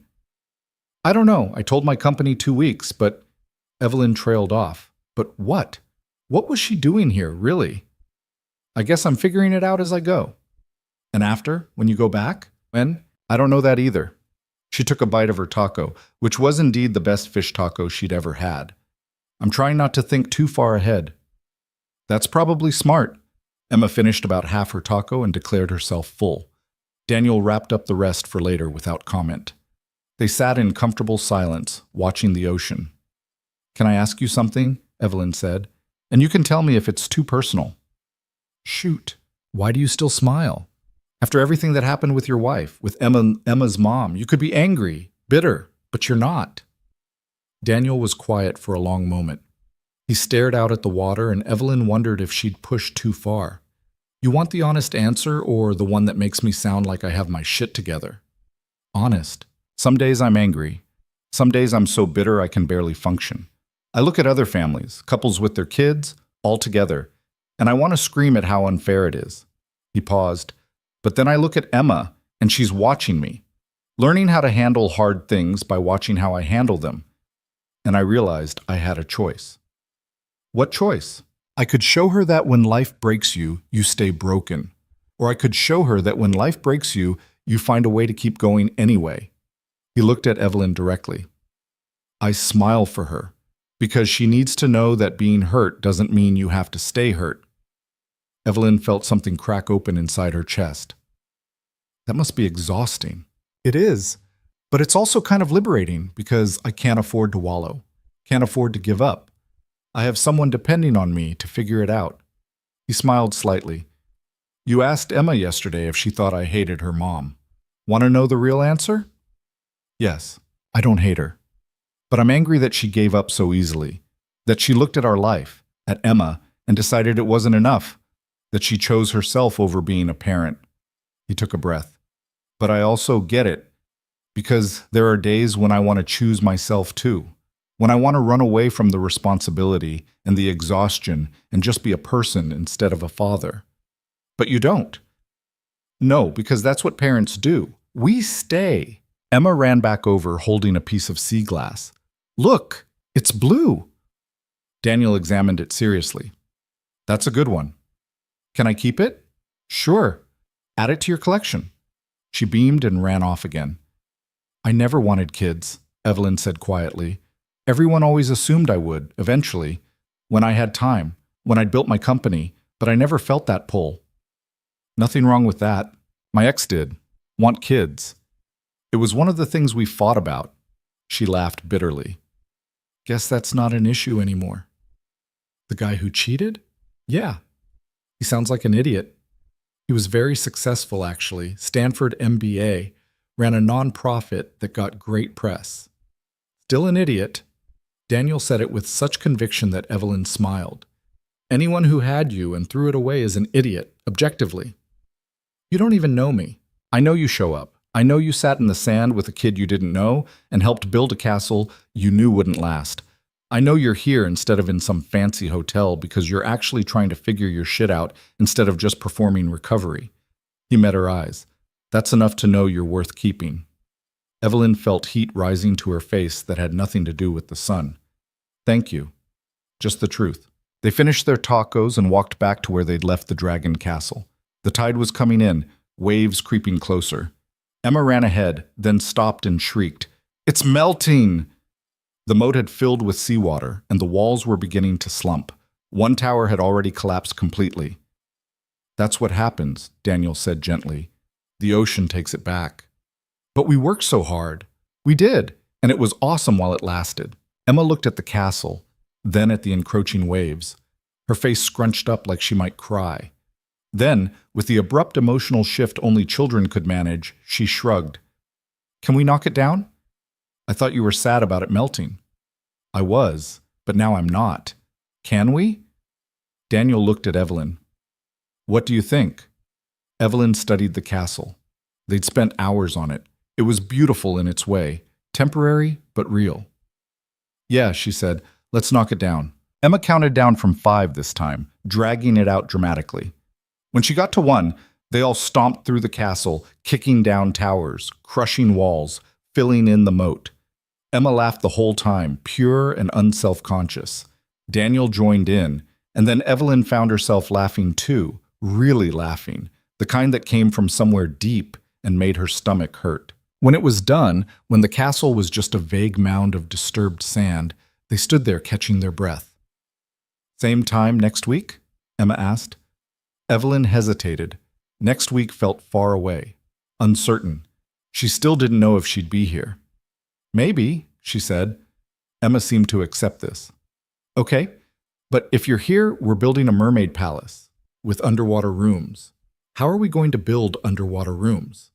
I don't know yet. That's why we need a week to plan. Daniel scooped her up despite her protests that she was too big to be carried.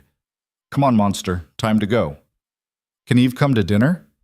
Both Daniel and Evelyn froze.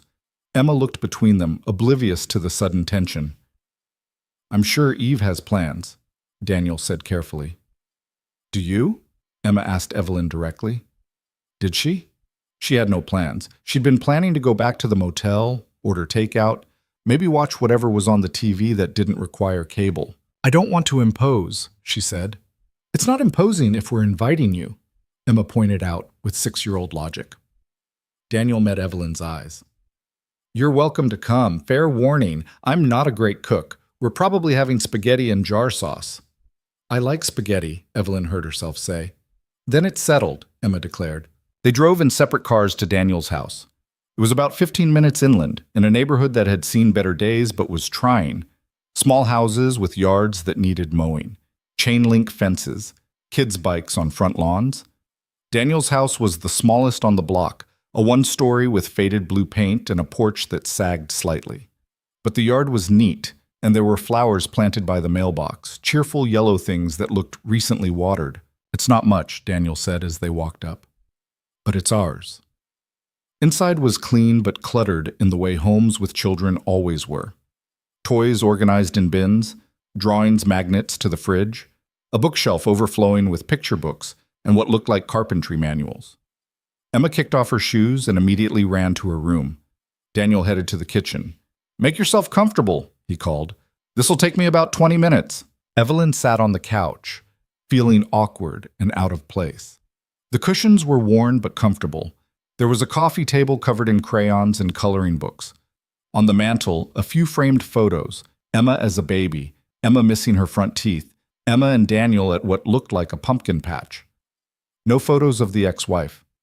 She got up and wandered to the kitchen doorway. Daniel was filling a pot with water, moving with the efficiency of someone who'd done this 1,000 times. Can I help? She asked.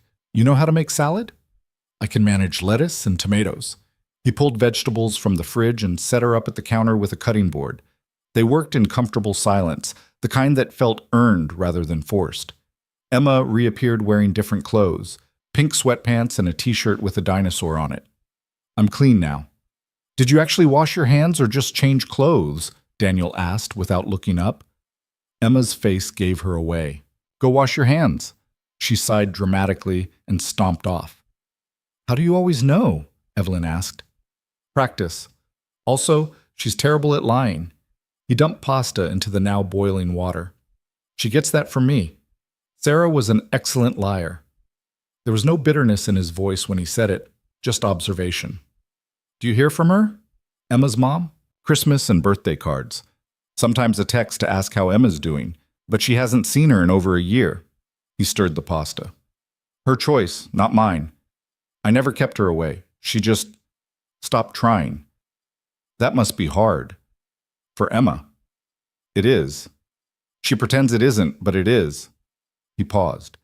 Therapist says that's normal, that kids internalize abandonment differently. We're working on it. Emma came back, hands dripping wet. Happy now? Ecstatic. Go set the table. She got out plates and forks, setting them carefully. The table was small, just enough for 3 people. Evelyn helped carry food over, the pasta, the sauce, the salad she'd made, garlic bread that Daniel had heated in the oven. They sat and ate. Emma talked nonstop about school and her friends and a substitute teacher who let them have extra recess. Daniel listened with the patient attention of someone who genuinely cared about 7-year-old social politics. Evelyn found herself relaxing. This was so far from her normal life, the business dinners at expensive restaurants, the carefully curated conversations, the constant awareness of who was watching. Here, nobody cared that she was a billionaire. Nobody cared about her company or her breakup or her reputation. She was just Eve, a woman eating spaghetti with new friends. After dinner, Emma wanted to show Evelyn her room. It was small but cozy, every surface covered with stuffed animals and books and art projects. The window seat Daniel had mentioned was indeed covered with pillows and animals arranged just so. This is where I read, Emma explained, and where I think about important things. What kind of important things? Like what I want to be when I grow up, and if mermaids are real, and why Daddy is sad sometimes, even when he's smiling. Evelyn's throat tightened. What do you think about that last one? Emma sat on her bed, swinging her legs. I think grown-ups are complicated. They feel lots of things at the same time and don't know how to sort them out. You're very smart. I know. She said it without ego, just fact. Are you sad and smiling at the same time? Evelyn sat next to her. Yeah, I am. Why? Because I'm figuring out that a lot of things I thought were important actually weren't, and that's sad. But I'm also finding new things that might be important, and that makes me smile. Emma nodded like this made perfect sense. Like what things? Like building castles and eating tacos on the beach and having dinner with new friends. We're friends? I think so, if you want to be. Emma threw her arms around Evelyn in another unexpected hug. I want to be. They went back to the living room. Daniel had cleaned up the kitchen and was now on the floor with some kind of wooden puzzle that looked complicated. She show you her whole life story? He asked. Most of it, Evelyn confirmed. Sorry, she doesn't get a lot of adult visitors. I don't mind. Emma joined her father on the floor with the puzzle. Evelyn sat on the couch and watched them work together. The easy way they communicated without words, how Daniel let Emma figure things out before offering help. Do you have to go? Emma asked suddenly, looking up at Evelyn. Eventually, yeah. When? I don't know yet. Because of your company? Evelyn blinked. How did you know about that? Emma shrugged. You said you have a company. Companies need bosses, so you have to go back to be the boss. Daniel looked uncomfortable. Emma. It's okay, Evelyn said. She came down to the floor, joining them with the puzzle. Yeah, eventually I have to go back. I have people depending on me. Like how I depend on Daddy? Sort of, but different. They don't need me like you need your dad. They just need me to make decisions and help the company work. Can't someone else do that? It was the same question Evelyn had been avoiding for days. Someone else is doing it right now, and they're doing great. Which makes me wonder. She trailed off. Daniel and Emma both looked at her, waiting. Which makes me wonder if they need me at all, she finished quietly. Everyone needs someone, Emma said with absolute conviction. Maybe just not for the reasons you think. Evelyn stared at this 6-year-old philosopher, then at Daniel, who looked equally surprised. Where does she get this stuff? Evelyn asked. I have no idea. Her mother was practical and I'm barely keeping it together. She just came out wise. He ruffled Emma's hair. It's unsettling, honestly. They finished the puzzle together. Emma's bedtime was 8, which she negotiated up to 8:15, then 8:20, before Daniel finally put his foot down. Say goodnight to Eve, he instructed. Good night, Eve. Will you be here next Saturday? I'll try, Evelyn said. It was the most honest answer she could give. Daniel walked Emma to her room for the bedtime routine. Evelyn waited in the living room, looking at the photos on the mantel again. So much life in these captured moments, so much joy despite the obvious hardship. Daniel came back 15 minutes later. She wanted 3 stories. I negotiated down to 2. Tough negotiator. She gets that from her mother, too. He sat on the couch, suddenly looking exhausted. Sorry about the interrogation. She gets attached easily. It's sweet. It's also a problem when people leave. He said it carefully, not accusing, just honest. Evelyn sat next to him. I'm not trying to hurt her. I know, but you are leaving eventually, and she doesn't understand temporary very well. Do any of us? He smiled at that. Fair point. They sat in silence. The house was quiet except for the hum of the refrigerator and distant traffic sounds. Can I ask you something? Evelyn said. Why are you being so nice to me? You don't know me. I could be anyone. You could be, but you're not. He turned to face her. You're someone who's running from something painful, and you showed up on a beach looking like you might walk into the ocean and not come back. And my daughter, who has excellent instincts, decided you needed help, so we're helping. That's simple? That's simple. People don't usually help without wanting something. What would I want from you? It was a good question. He clearly didn't know who she really was, didn't know about her money or her company. He just knew Eve. Sad, lost, trying to figure things out. I don't know, she admitted. Maybe people help because that's what people do. At least, that's what people should do. He stood, stretched. It's getting late. You probably want to get back. She did and didn't. The motel room was lonely, even if it was her chosen loneliness. But staying here felt dangerous, like she might get too comfortable in this borrowed life. Yeah, she said, I should go. He walked her to the door. On the porch, she turned back. Thank you, she said, for today, for all of this. I needed it more than you know. Any time. He meant it. And Eve, whatever you decide about your company, about staying or going, make sure it's what you actually want, not what you think you should want. She drove back to the motel thinking about that. What did she actually want? A week ago, she would have said she wanted her old life back, her relationship restored, her reputation intact, everything back to normal. Now she wasn't sure normal was what she wanted at all. Back in her room, she pulled out her laptop for the first time in days, opened her email. The flood of messages had slowed to a trickle. Rebecca was handling things. The board had stopped panicking. The news cycle had moved on to some other scandal. The world, it turned out, didn't need Evelyn Cross every minute of every day. She opened a new document and started typing. Not a business plan or a strategy memo, just thoughts. Honest, messy thoughts about what the last 2 weeks had taught her. That success without happiness was just expensive misery. That being needed wasn't the same as being valued. That she'd spent 10 years building a company and forgotten to build a life. That a 6-year-old and her carpenter father had shown her more about resilience than any business book ever had. She wrote until her eyes burned, until the words stopped coming. Then she closed the laptop and looked out at the dark ocean. Tomorrow was Sunday. She had no plans, no meetings, no obligations, just time. Time to think, time to decide what came next. And for the first time since everything fell apart, that felt like enough. Sunday morning came with rain. Evelyn woke to the sound of it hammering against the motel window, heavy drops that blurred the ocean into gray smudges.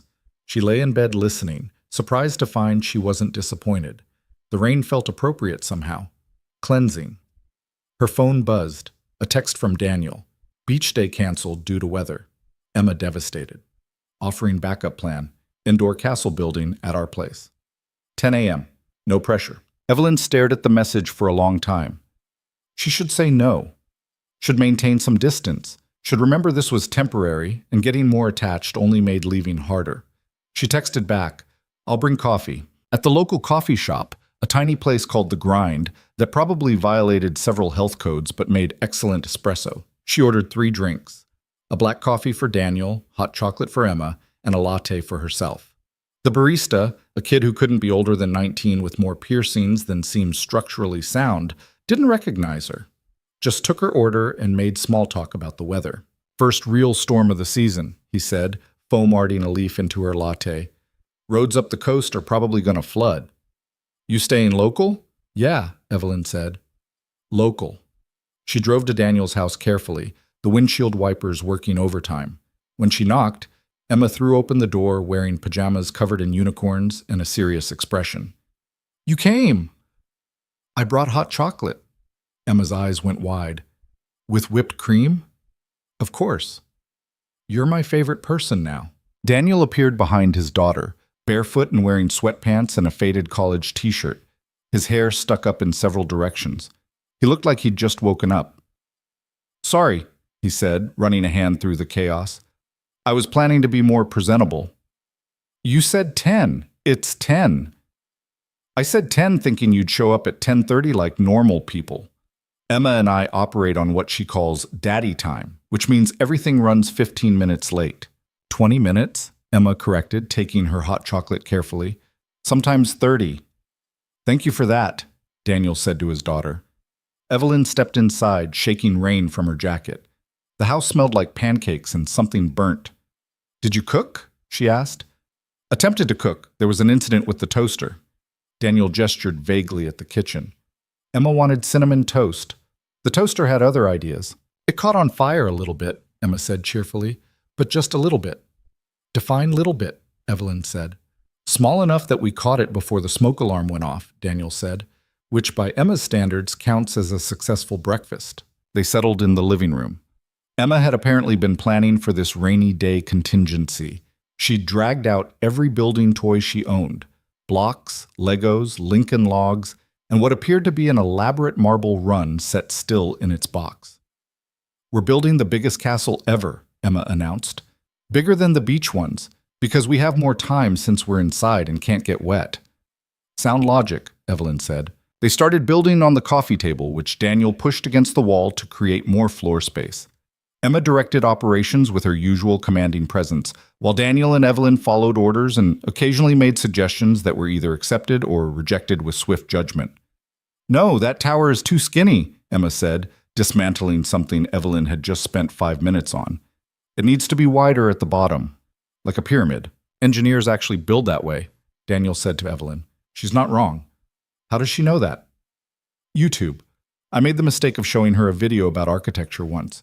Now she watches them constantly and critiques my carpentry." "You cut that board crooked last week," Emma said without looking up. "I saw." "I did not."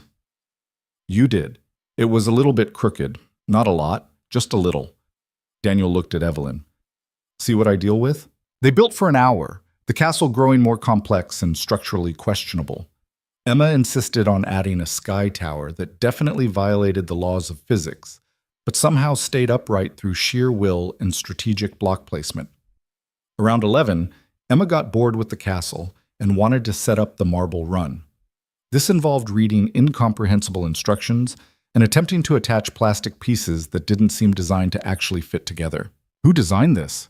Daniel muttered, struggling with two pieces that should have connected but refused to. "Someone who hates parents, that's who."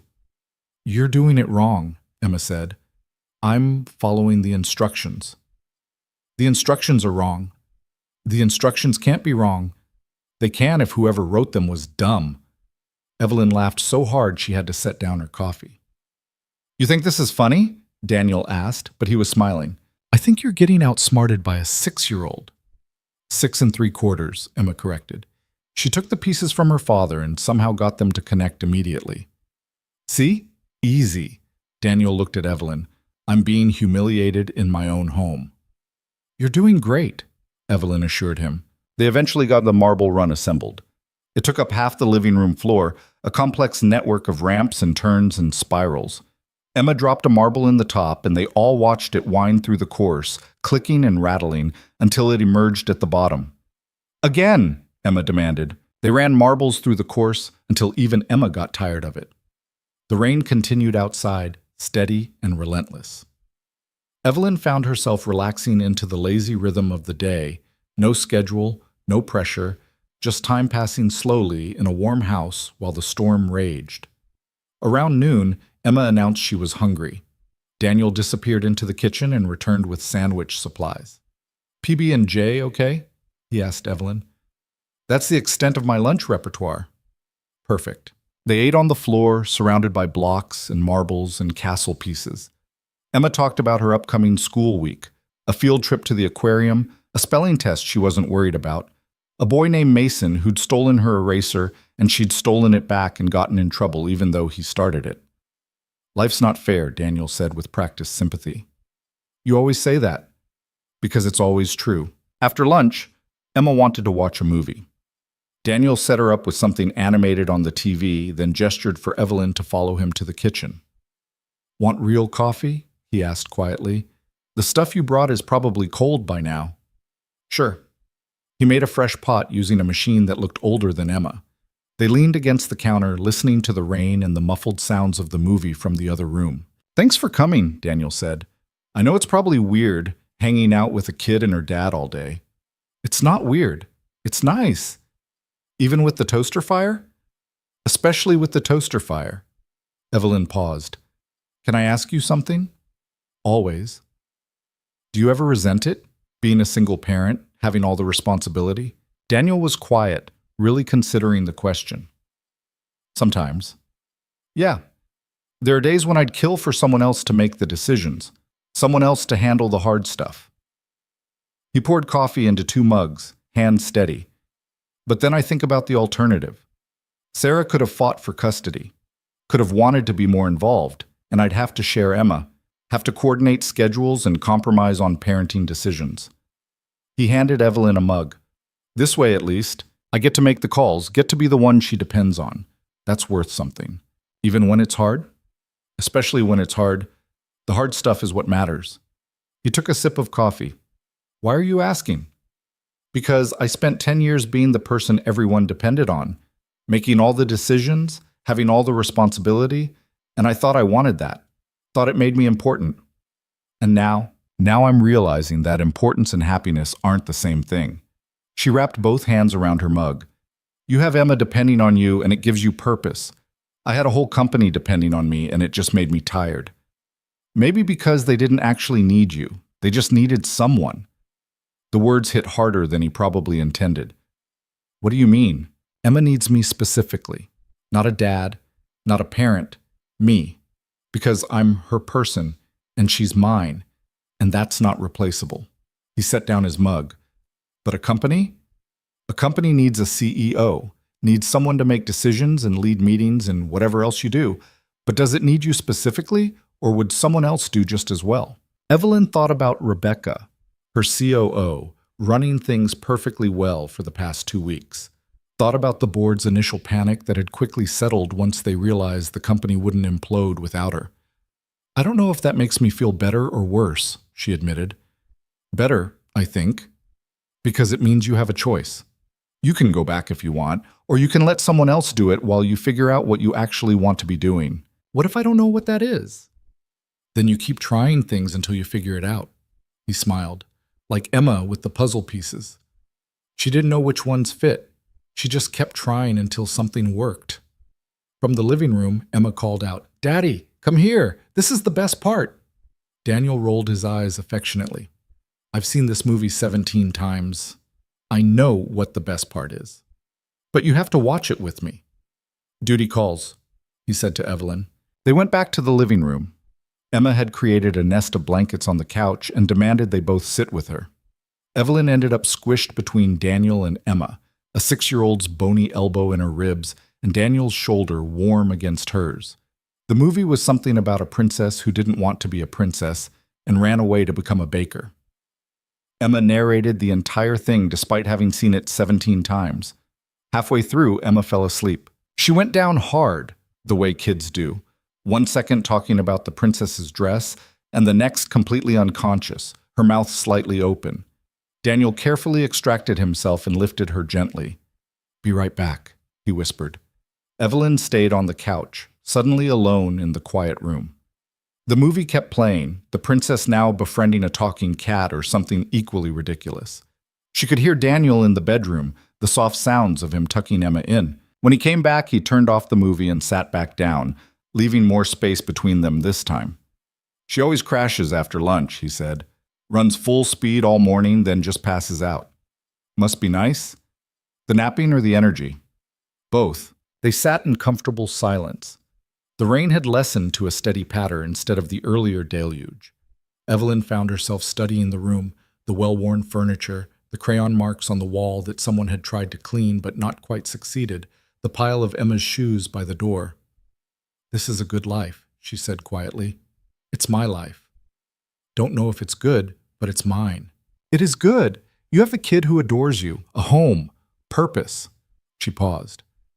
I have a penthouse that feels empty and a company full of people who'd replace me in a heartbeat if the board decided to. I doubt that's true. You'd be surprised. Evelyn pulled her knees up to her chest, making herself smaller. I was at a conference once, a couple years ago. One of those industry things where everyone pretends to listen to panels, but mostly just networks at the bar. And I overheard some VCs talking about my company, about how impressive it was, how I'd built something remarkable. That's good, right? Then one of them said, yeah, but how long until she burns out or gets married and steps back? We should probably have a succession plan. Evelyn smiled bitterly. I was standing 10 feet away. They didn't care. Or maybe they didn't think I counted as a real person, just an asset that might depreciate. Daniel's jaw tightened. That's fucked up. That's business. She set her coffee down. And I played into it, worked harder, stayed later, proved I wouldn't burn out or step back or do any of the things women CEOs apparently do. I made myself indispensable. Except you weren't. Except I wasn't. She laughed, sharp and humorless. 2 weeks ago, I thought if I stepped away for even a day, everything would collapse. Now I've been gone 2 weeks and everything's fine. Better than fine. Rebecca's doing great. The board's happy. Stock price is actually up. So what does that tell you? That I wasted 10 years of my life building something that didn't need me? Or that you succeeded so well at building it that it can function without you, which means you're free? Evelyn looked at him. Free to do what? Whatever the hell you want. He said it simply, like it was obvious. You've got enough money that you never have to work again if you don't want to. You could travel, start a different company, learn to surf, adopt 18 cats, literally anything. That's terrifying. Yeah, freedom usually is. He shifted on the couch to face her more directly. Can I tell you what I think? Please. I think you're scared that if you're not the CEO, if you're not the successful, powerful, important Evelyn Cross, you won't know who you are. And that's fair. We tie ourselves to our identities, our jobs, our roles. He paused. But the woman I've spent the last 2 weeks getting to know, she's not a CEO. She's just someone trying to figure her shit out, and she's pretty great. You don't know me, Evelyn said, but without conviction. I know you helped a random kid build sandcastles. I know you showed up today with coffee even though you had no reason to. I know you ask real questions and give real answers, and you're trying so hard to be honest even though it's clearly uncomfortable for you. He held her gaze. That's who you are when you're not performing, and that person doesn't need a company to matter. Evelyn felt tears building and tried to blink them back. Failed. One escaped, tracking down her cheek. Shit, she said, wiping at it. Sorry. Don't apologize for crying. I'm not a crier. I don't cry. Everyone cries. I haven't cried in front of someone in probably 5 years. Then you're overdue. Daniel stood, got a box of tissues from somewhere, handed it to her. Let it out. So she did. Not the ugly sobbing from the motel room that first night, but something quieter, steadier. She cried for the life she'd built that hadn't made her happy, for the relationship that had been broken long before Marcus cheated, for the years she'd spent being someone she thought she should be instead of figuring out who she actually was. Daniel didn't try to fix it or make it better. He just sat there, patient and present, occasionally handing her another tissue. When she finally stopped, Evelyn felt wrung out but clearer. Better? Daniel asked. Maybe. I don't know. She blew her nose, decidedly unglamorous. God, this is embarrassing. Why? Because I'm a mess. Because I'm falling apart in a stranger's living room. We're not strangers anymore. And everyone's a mess. Some people are just better at hiding it. They sat in silence for a while. Outside, the rain had stopped completely, leaving everything washed clean and dripping. I should probably go, Evelyn said eventually. Let you have your Sunday back. You're not imposing. Still. She stood gathering her things. Daniel walked her to the door. On the porch, she turned back. Can I ask you one more thing? Shoot. When you figured out Sarah was leaving, when you knew your life was about to completely change, what got you through it? Daniel leaned against the doorframe, thinking. Honestly, anger got me through the first part. Just pure rage that she could give up so easily. That she could look at Emma and decide she didn't want to do this anymore. He paused. But anger only takes you so far. Eventually, I had to decide what I wanted my life to look like. What kind of father I wanted to be. What kind of person. And I decided I wanted to be someone Emma could be proud of. Someone who showed her that when things break, you find a way to build something new. He smiled slightly. It's not perfect. I still have days where I'm angry or sad or just completely exhausted, but at least I'm building something that matters. The sandcastles, Evelyn said quietly. The sandcastles. And yeah, they don't last. But maybe that's the point. Maybe the building is what matters, not the finished product. Evelyn nodded, not trusting herself to speak. You going to be okay? Daniel asked. I think so, eventually. Good enough. She drove back to the motel through streets shiny with rainwater. The ocean was gray and choppy, waves higher than usual. She parked and sat in her car for a long time, watching the water. Then she pulled out her phone and opened her email. Started typing before she could second-guess herself. Rebecca, I've been thinking a lot over the past 2 weeks. About the company, about my role, about what I actually want. I'm not coming back as CEO. I know that's not what you expected to hear. It's not what I expected to write. But it's the truth. I built this company because I had something to prove. To myself, to the world, to everyone who said I couldn't. And I did prove it. Cross Industries is successful beyond anything I imagined. But somewhere along the way, I lost track of why I was doing this. It stopped being about building something meaningful and started being about not failing. About maintaining an image. About being the person everyone expected me to be. I don't want to do that anymore. I'm not abandoning the company. I'll stay on the board. I'll be available for strategic decisions. But I need to step back from day-to-day operations. And I think you should be the one to step up. You've been running things perfectly well without me for 2 weeks. The board trusts you, the employees respect you, and more importantly, you actually want this. You love the work in a way I haven't for a long time. So it's yours, if you want it. I'll make it official when I get back. We can do a proper transition, press releases, all the corporate theater. But I wanted you to know first, thank you for holding down the fort while I figured my life out. Thank you for being honest about what the company needed. And thank you for not trying to fix me when I was breaking. She read it 3 times, then hit send before the fear could stop her. Immediately, her chest felt lighter, like she'd been holding her breath for 10 years and finally exhaled. Her phone rang 5 minutes later. Rebecca. Evelyn answered. That was fast. Are you sure? Rebecca's voice was careful. Because I'll do it if you really want me to, but I don't want you to make a decision you'll regret. I'm sure. Okay. A pause. Can I ask what changed? Evelyn looked out at the ocean, thinking about sandcastles and toaster fires, and a 6-year-old who understood impermanence better than most adults. I met some people who reminded me that there's more to life than being impressive, she said, and I realized I'd rather be happy than important. That's fair. Rebecca sounded like she was smiling.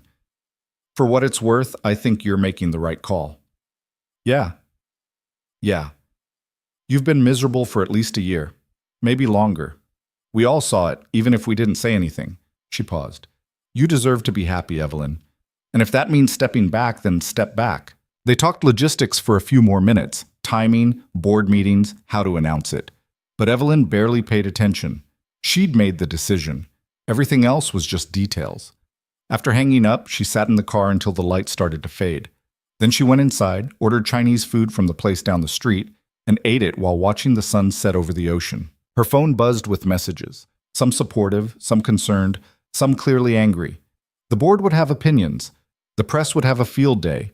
Her mother would probably have a stroke. Evelyn turned her phone off and opened her laptop instead. She looked at the document she'd started last night, the messy thoughts about what she'd learned. She added to it now, typing until her fingers hurt and her eyes blurred. About how success was supposed to make you feel invincible, but mostly just made you tired. About how she'd confused being needed with being valued. About how a stranger and his daughter had shown her more kindness in 2 weeks than she'd experienced in years of professional networking. About how she'd spent 10 years building a company and forgotten to build a life. And now she had to figure out what that life was supposed to look like. She didn't have answers yet, but for the first time she wasn't terrified of not knowing. Around 10, she closed the laptop and walked down to the beach one more time. The sand was damp from the rain, packed firm under her feet. The waves were calmer now, the storm having blown itself out. She stood at the water's edge and thought about the castles they'd built, how they'd worked so hard knowing the tide would take them, how Emma had wanted to destroy them herself rather than let the ocean do it slowly.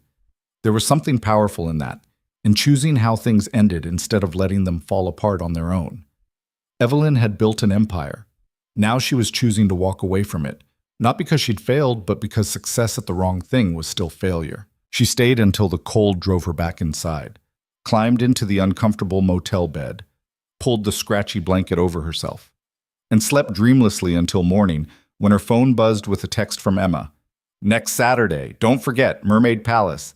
Evelyn smiled and typed back, I'll be there, and meant it. The week passed differently than any week Evelyn could remember. Monday, she woke up without an alarm and went to Rosie's for breakfast. Tuesday, she hiked the coastal trail until her legs ached. Wednesday, she sat in the bookstore for 3 hours reading a novel she'd bought on impulse and actually finished it. Thursday, she helped Helen sort donations at the community center and learned more about the town in 2 hours than she had in 2 weeks. And every day, She didn't check the company Slack, didn't refresh her email obsessively, didn't feel the familiar panic of being disconnected. The board had responded to her resignation with predictable chaos. Some were supportive, others threatened legal action that their lawyers quickly explained wouldn't hold up. Her mother had left 7 increasingly frantic voicemails that Evelyn still hadn't listened to. Marcus had sent another email that she'd deleted without reading, but Rebecca had stepped into the CEO role like she'd been waiting for it her whole life, which she probably had been. The company was fine, better than fine. It turned out the world kept spinning when Evelyn Cross stopped trying to control it. Friday night, she sat in her motel room and realized she'd been here almost 3 weeks. The room had started to feel familiar. The water stain that looked like Florida, the way the heater clicked on at odd intervals, the smell of salt air that never quite left. She should probably find something more permanent if she was staying, or figure out what came next if she wasn't. But tomorrow was Saturday, and she'd promised Emma a mermaid palace. She woke early, drove to the beach, and found them already there. Emma was arranging shells in careful patterns, and Daniel was digging what appeared to be a foundation trench. "You're early," Daniel said, looking up with a smile. "Didn't want to miss anything." Emma ran over and grabbed her hand. "We're making it different this time. Look, I drew plans." She held up a piece of paper covered in crayon drawings that might have been architecture or might have been abstract art. "See? The mermaid palace goes underwater, so we have to dig down first." "That's ambitious." "Daddy said that too, but I told him we're ambitious people." Daniel caught Evelyn's eye and grinned. "She's been using that word all week. I'm not sure she knows what it means." "I do too. It means we do big things even when they're hard." "Okay, that's actually pretty accurate," Evelyn admitted. They started digging, carving out a depression in the sand that Emma insisted had to be deeper, deeper, keep going. By the time she was satisfied, they'd created something that looked more like an archaeological excavation than a castle foundation. "Perfect," Emma declared. "Now we build the palace inside." The construction was complex and frequently collapsed. Emma would design something elaborate, they'd build it, and the walls would slump almost immediately. But instead of getting frustrated, she'd just redesign and they'd try again. "Why doesn't she get upset when it falls?" Evelyn asked Daniel quietly while Emma was distracted arranging shells. "Because she expects it to fall. She knows we're building in sand." He added more support to a wall. "That's the thing about kids. They understand impermanence better than adults. We're the ones who think everything should last forever." "When did you get so wise?" "I'm not wise. I'm just tired enough that I stopped fighting reality."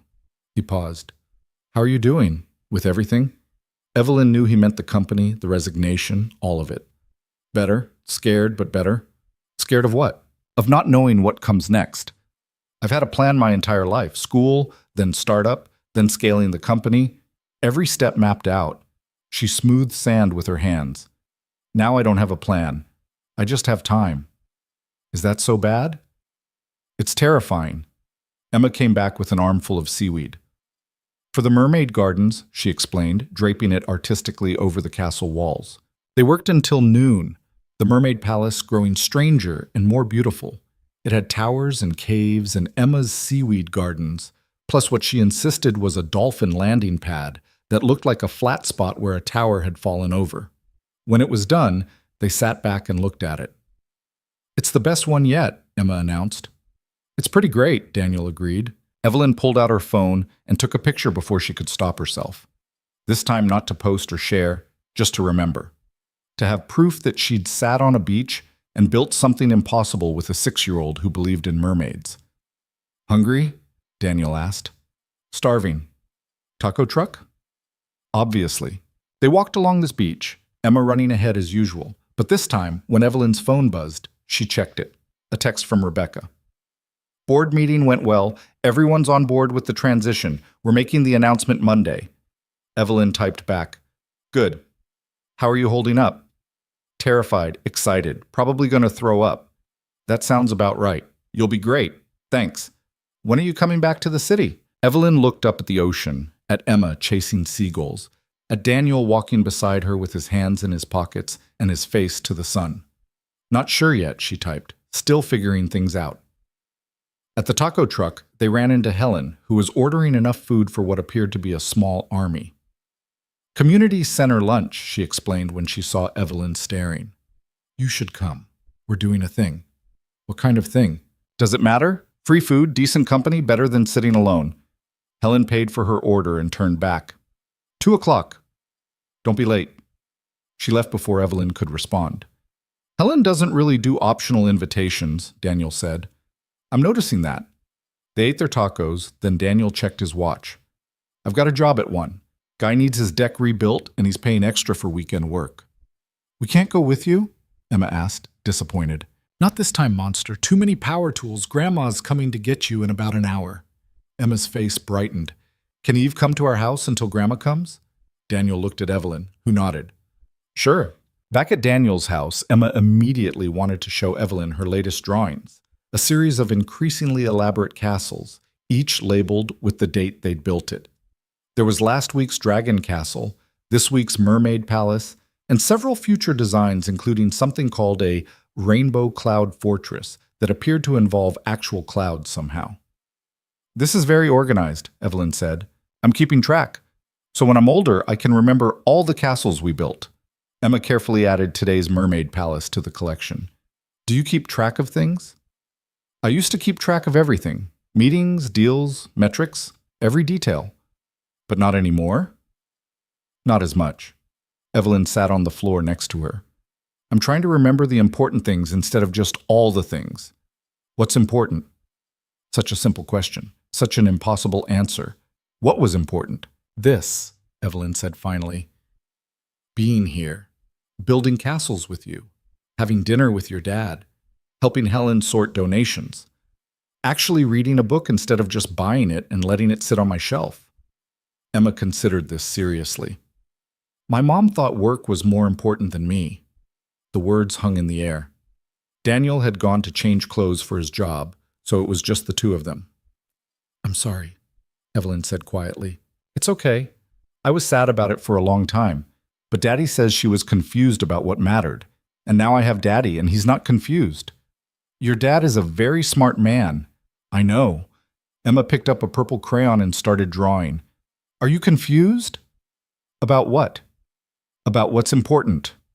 Evelyn watched this little girl, 6 years old and somehow wiser than most adults she knew. I was, for a long time, but I think I'm figuring it out. Good. Being confused is hard. They drew together until Daniel came back out, wearing work boots and a tool belt. He kissed Emma's head and told her to behave for her grandmother. I always behave, Emma said. That's a lie, and we both know it.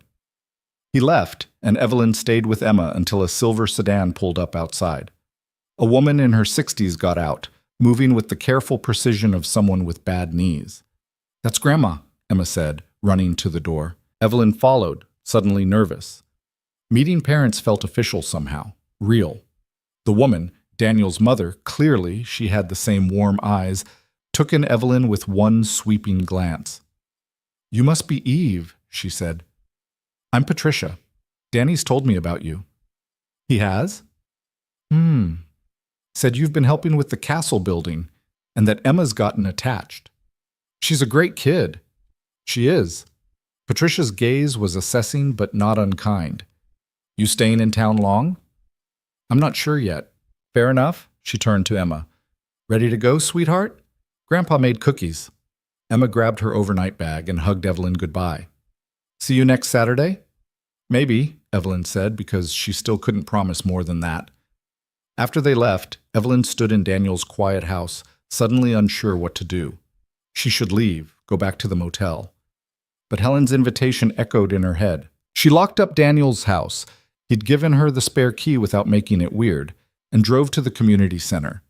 The thing turned out to be a potluck lunch that had expanded into some kind of town gathering. There were maybe 40 people, ranging from Helen's age down to babies and carriers. Long tables were covered with food, casseroles and salads and desserts that looked homemade. Helen spotted her immediately. You came. Good. Grab a plate. Evelyn filled her plate and found herself sitting between Helen and an older man who introduced himself as George, and then didn't say another word, just ate his pasta salad in peaceful silence. A woman across the table was talking about her daughter's college applications.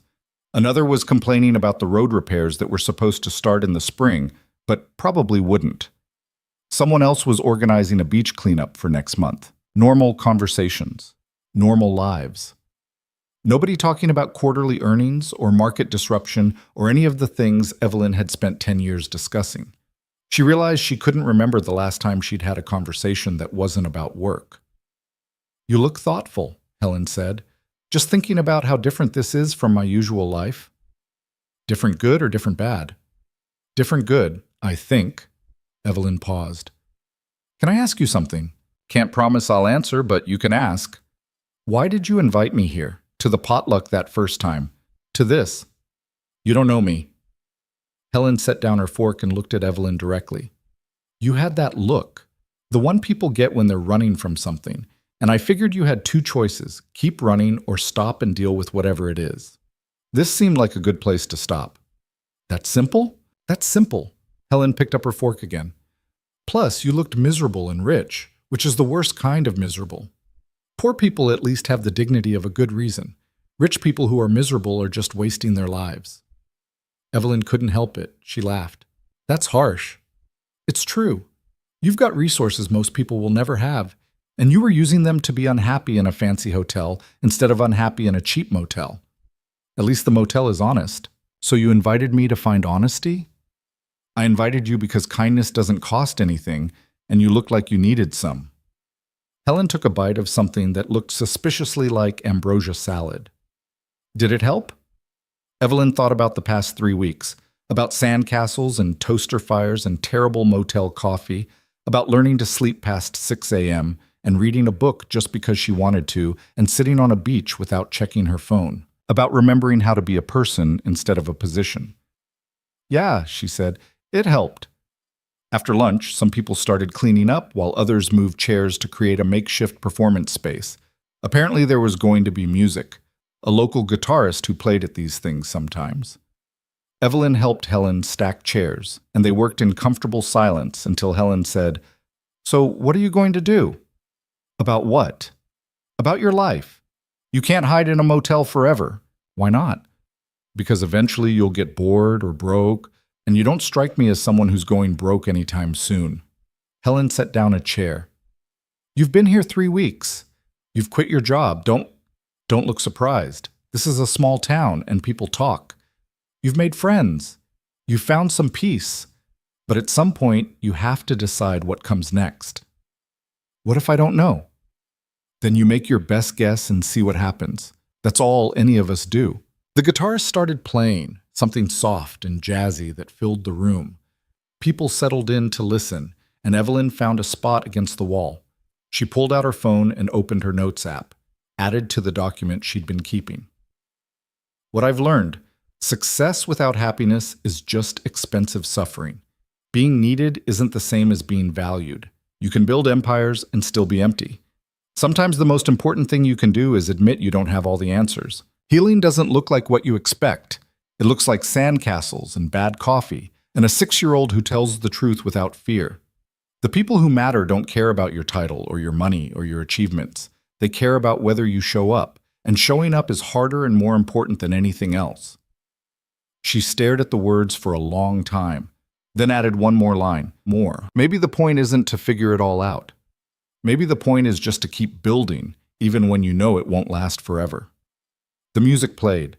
People listened or chatted quietly. The afternoon light came through the windows in long golden shafts. Evelyn closed her eyes and let herself just be present, just be here, in this moment, with these people who knew her as Eve and didn't care who Evelyn Cross was supposed to be. Around 4, her phone rang. "Daniel." She stepped outside to answer. "Hey. Hey, job ran long. I'm just wrapping up. Emma texted me approximately 40 times to make sure I knew you were coming next Saturday." "Did she?" "She's very concerned about the castle's schedule." He paused. "My parents invited us for dinner tomorrow, Sunday thing they do most weeks. Emma wants you to come." "Daniel, I know, it's a lot. You can say no, but I figured I'd ask." Evelyn looked back through the window at the community center, at Helen laughing with friends, at the guitarist packing up his instrument. "What time?" she asked. 6. "Fair warning, My mom will have opinions about your life choices. She has opinions about everyone's life choices. I can handle opinions. Yeah, I think you can. They hung up, and Evelyn went back inside. The event was winding down, people gathering their dishes and saying goodbyes. Helen was by the door with her coat on. You look less miserable, she observed. I feel less miserable. Good, keep doing whatever you're doing. Helen patted her arm. See you around, kid. Evelyn drove back to the motel as the sun started setting. The ocean was calm, the sky turning pink and orange and purple.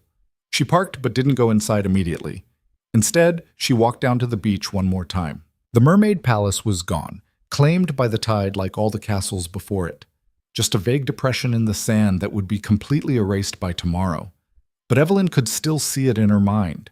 The towers and caves, Emma's seaweed gardens, the dolphin landing pad. She could remember building it, the satisfaction of creating something knowing it wouldn't last. Her phone buzzed. An email from her mother with the subject line, "We need to talk." Evelyn opened it, read the first line about how she was throwing away her legacy and embarrassing the family, and then archived it without finishing. She'd deal with her mother eventually, have the conversation that needed having, but not today. Today she just wanted to stand on this beach and watch the sunset and feel the weight that had been sitting on her chest for 10 years finally starting to lift. The next day she drove to Daniel's parents' house with wine she'd bought at the local store and no idea what to expect. The house was bigger than Daniel's, but just as warm. His father answered the door, a quiet man who shook her hand and immediately went back to watching football. His mother was in the kitchen, commanding the space with the confidence of someone who'd been cooking in it for 40 years. "Eve," she said. "Good, you came. Danny, get her a drink. Eve, you eat meat, or are you one of those California vegetarians?" "I eat meat," Evelyn said. "Thank goodness. I made pot roast." Emma appeared from somewhere and immediately attached herself to Evelyn's side, giving her a full report on what she'd done at her grandparents' house. Cookies, a movie, cookies, playing in the yard, more cookies. "She might be on a sugar high," Patricia said dryly. Dinner was chaotic and loud, and nothing like the formal meals Evelyn was used to. Emma talked over everyone. Daniel's father told bad jokes. Patricia asked pointed questions about Evelyn's life that Evelyn answered honestly because lying to this woman seemed impossible. "So you just quit," Patricia said. "No plan, no backup, just walked away." "Mom," Daniel warned, "I'm asking. She can tell me if it's none of my business." "It's fine," Evelyn said. "And yes, I just quit. Because staying was making me miserable, and I realized life's too short to be miserable just because you're good at something." Patricia studied her for a long moment. "Smart girl." "Really? Really? Too many people stay in things that kill them slowly. Jobs, relationships, cities.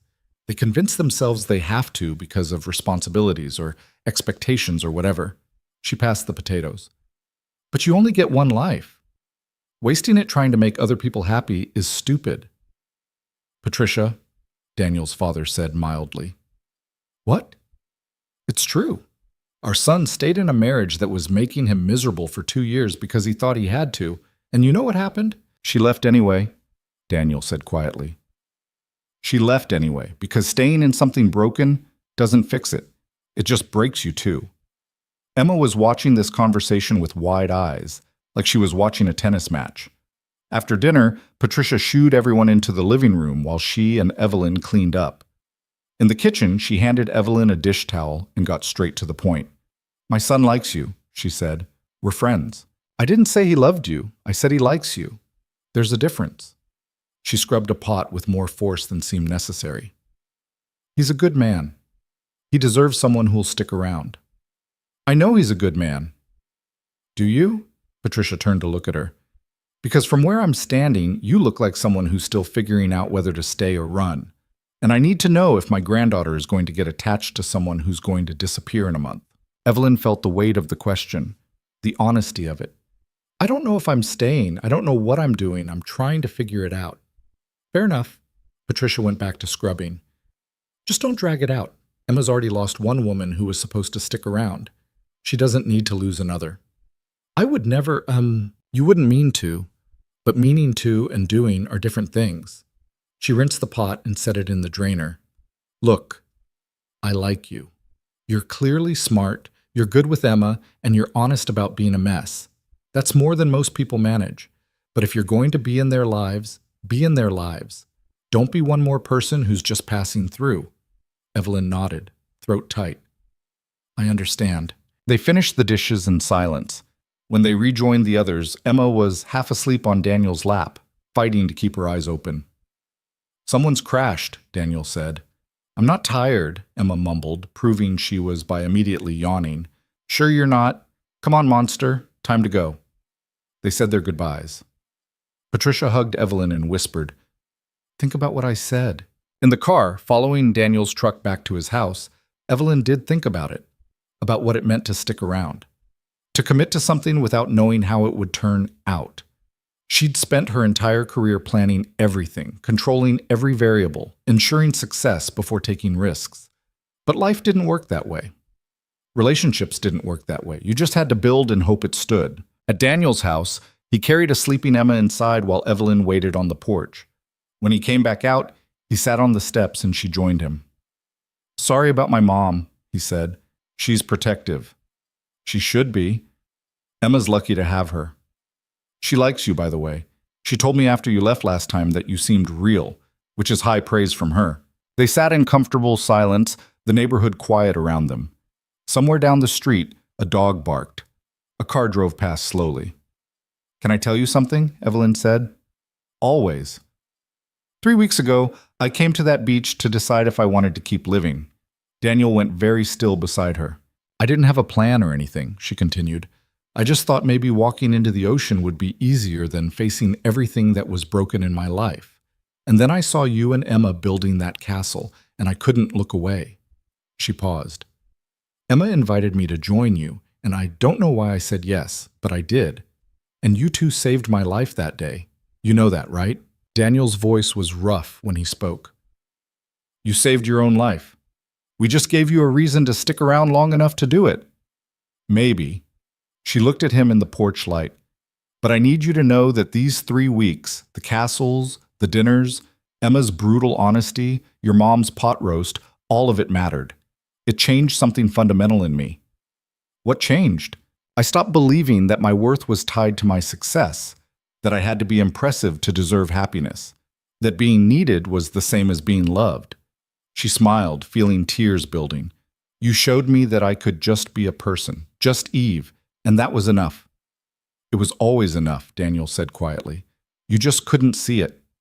I can see it now. He reached over and took her hand, just held it, his palm warm against hers. They sat like that for a long time, not talking, just being present with each other. Finally, Evelyn said, I should go. Let you get some sleep. Yeah, but he didn't let go of her hand immediately. Daniel? Yeah? Thank you for everything, for letting me be part of your world for a while, for not asking questions you knew I couldn't answer, for just being patient while I figured my shit out. You're welcome. He squeezed her hand once, then released it. See you Saturday? See you Saturday. The week passed in a blur. Monday, the announcement went out about Rebecca's promotion. The press had a field day, think pieces about women in tech, speculation about why Evelyn really stepped down, hot takes that ranged from supportive to vicious. Evelyn read none of it. Tuesday, she had a video call with the board. It went better than expected, mostly because she'd stopped caring what they thought. She'd answer their questions, honor her commitments, but she wouldn't let them make her doubt her decision. Wednesday, her mother called. Evelyn answered.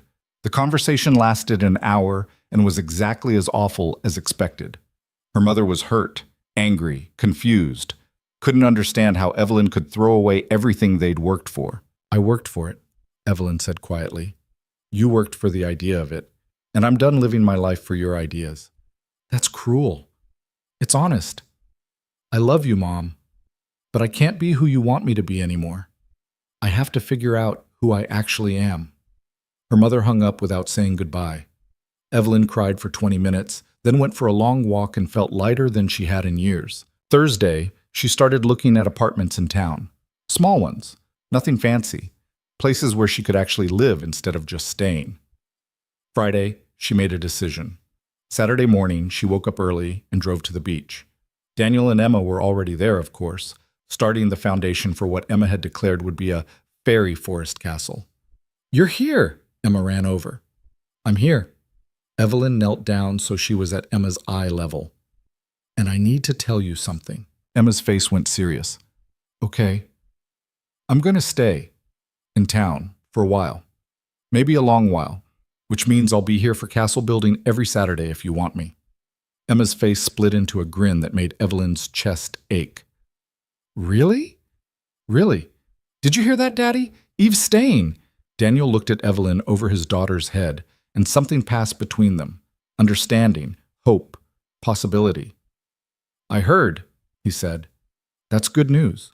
They built the fairy forest castle together, Emma directing operations while Daniel and Evelyn provided labor and moral support. It was elaborate and slightly magical, with towers made of sand and shells and bits of driftwood arranged to look like trees. When it was done, they sat back and looked at it. "It's perfect," Emma declared. "It won't last," Evelyn said gently. "The tide will take it, just like all the others." "I know." Emma leaned against her. "But we built it anyway. That's what matters." Daniel caught Evelyn's eye and smiled.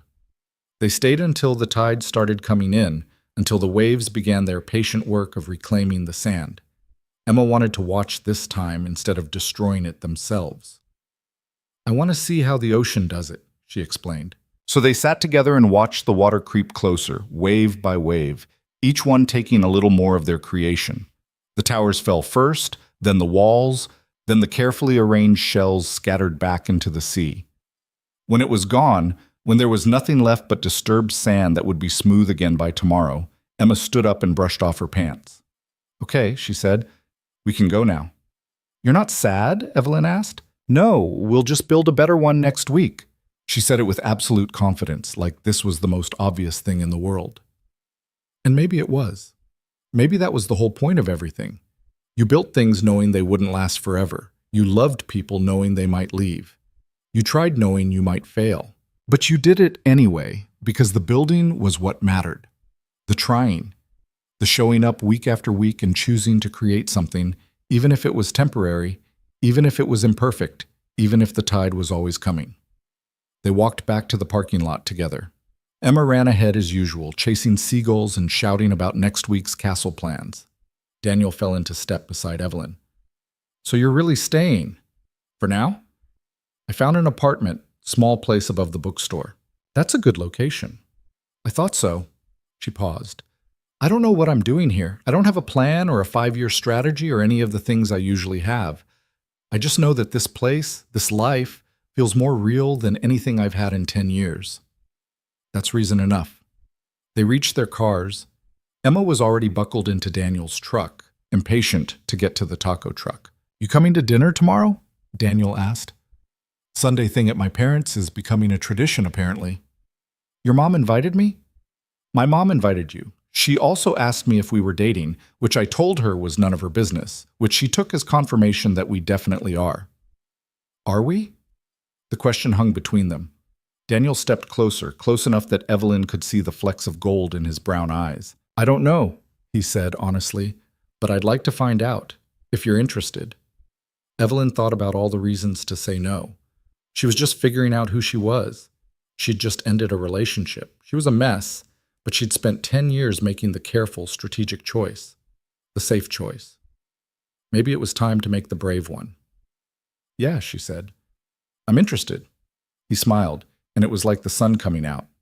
"Good." Emma honked the horn from inside the truck. "Tacos, let's go." "Duty calls," Daniel said. "See you tomorrow?" "See you tomorrow."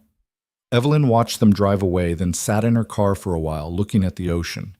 3 weeks ago, she'd come to this beach ready to give up, ready to let the weight of her broken life pull her under. Now she was staying, building a new life from the pieces of the old one. Not because she had it all figured out, but because she'd learned that you didn't need to have it figured out to start building. You just needed to show up. To be honest. To keep trying even when things fell apart. To build sandcastles with people who mattered, knowing they wouldn't last forever, knowing the tide was always coming. And somehow, impossibly, that was enough. She pulled out her phone and opened her notes one last time. Read through everything she'd written over the past 3 weeks, all the thoughts and fears and realizations. Then she added one final entry. This is what I learned. Healing doesn't happen in boardrooms or therapy offices or expensive retreats. It happens in quiet moments with honest people who see you as you are and don't need you to be anything else. Success means nothing if you're miserable. Happiness means everything even if you're broke. And most of us spend our whole lives confusing the two. The best things in life are temporary, sunsets and sandcastles, and the way a child laughs when they're surprised. The trick is enjoying them while they're here instead of mourning them when they're gone. You can spend years building an empire and still be empty, or you can spend an afternoon building a sandcastle and feel whole. The difference is knowing what you're building for. And I'm done building for tomorrow, for success, for other people's approval. I'm building for today, for the people who show up, for the moments that matter even when they don't last. I'm building sandcastles, and that's enough. She closed her notes and started the car, drove to the taco truck where Daniel and Emma were waiting, ordered fish tacos, and sat on the wall overlooking the ocean. Emma chattered about next week's castle plans, something involving a dragon and a mermaid living together in peace, which would require very careful construction. Daniel caught Evelyn's eye and smiled, and Evelyn smiled back, tasting salt air and possibility, feeling lighter than she had in a decade. The tide was always coming. The castles would always fall. But she would keep building anyway, because that's what you did when you finally understood what mattered. You showed up. You built. You let go when it was time, and you trusted that there would always be another Saturday, another beach, another chance to start again. Evelyn Cross had spent 10 years building an empire. Now she was just Eve, building sandcastles with people she loved, and it turned out that was the most successful thing she'd ever done.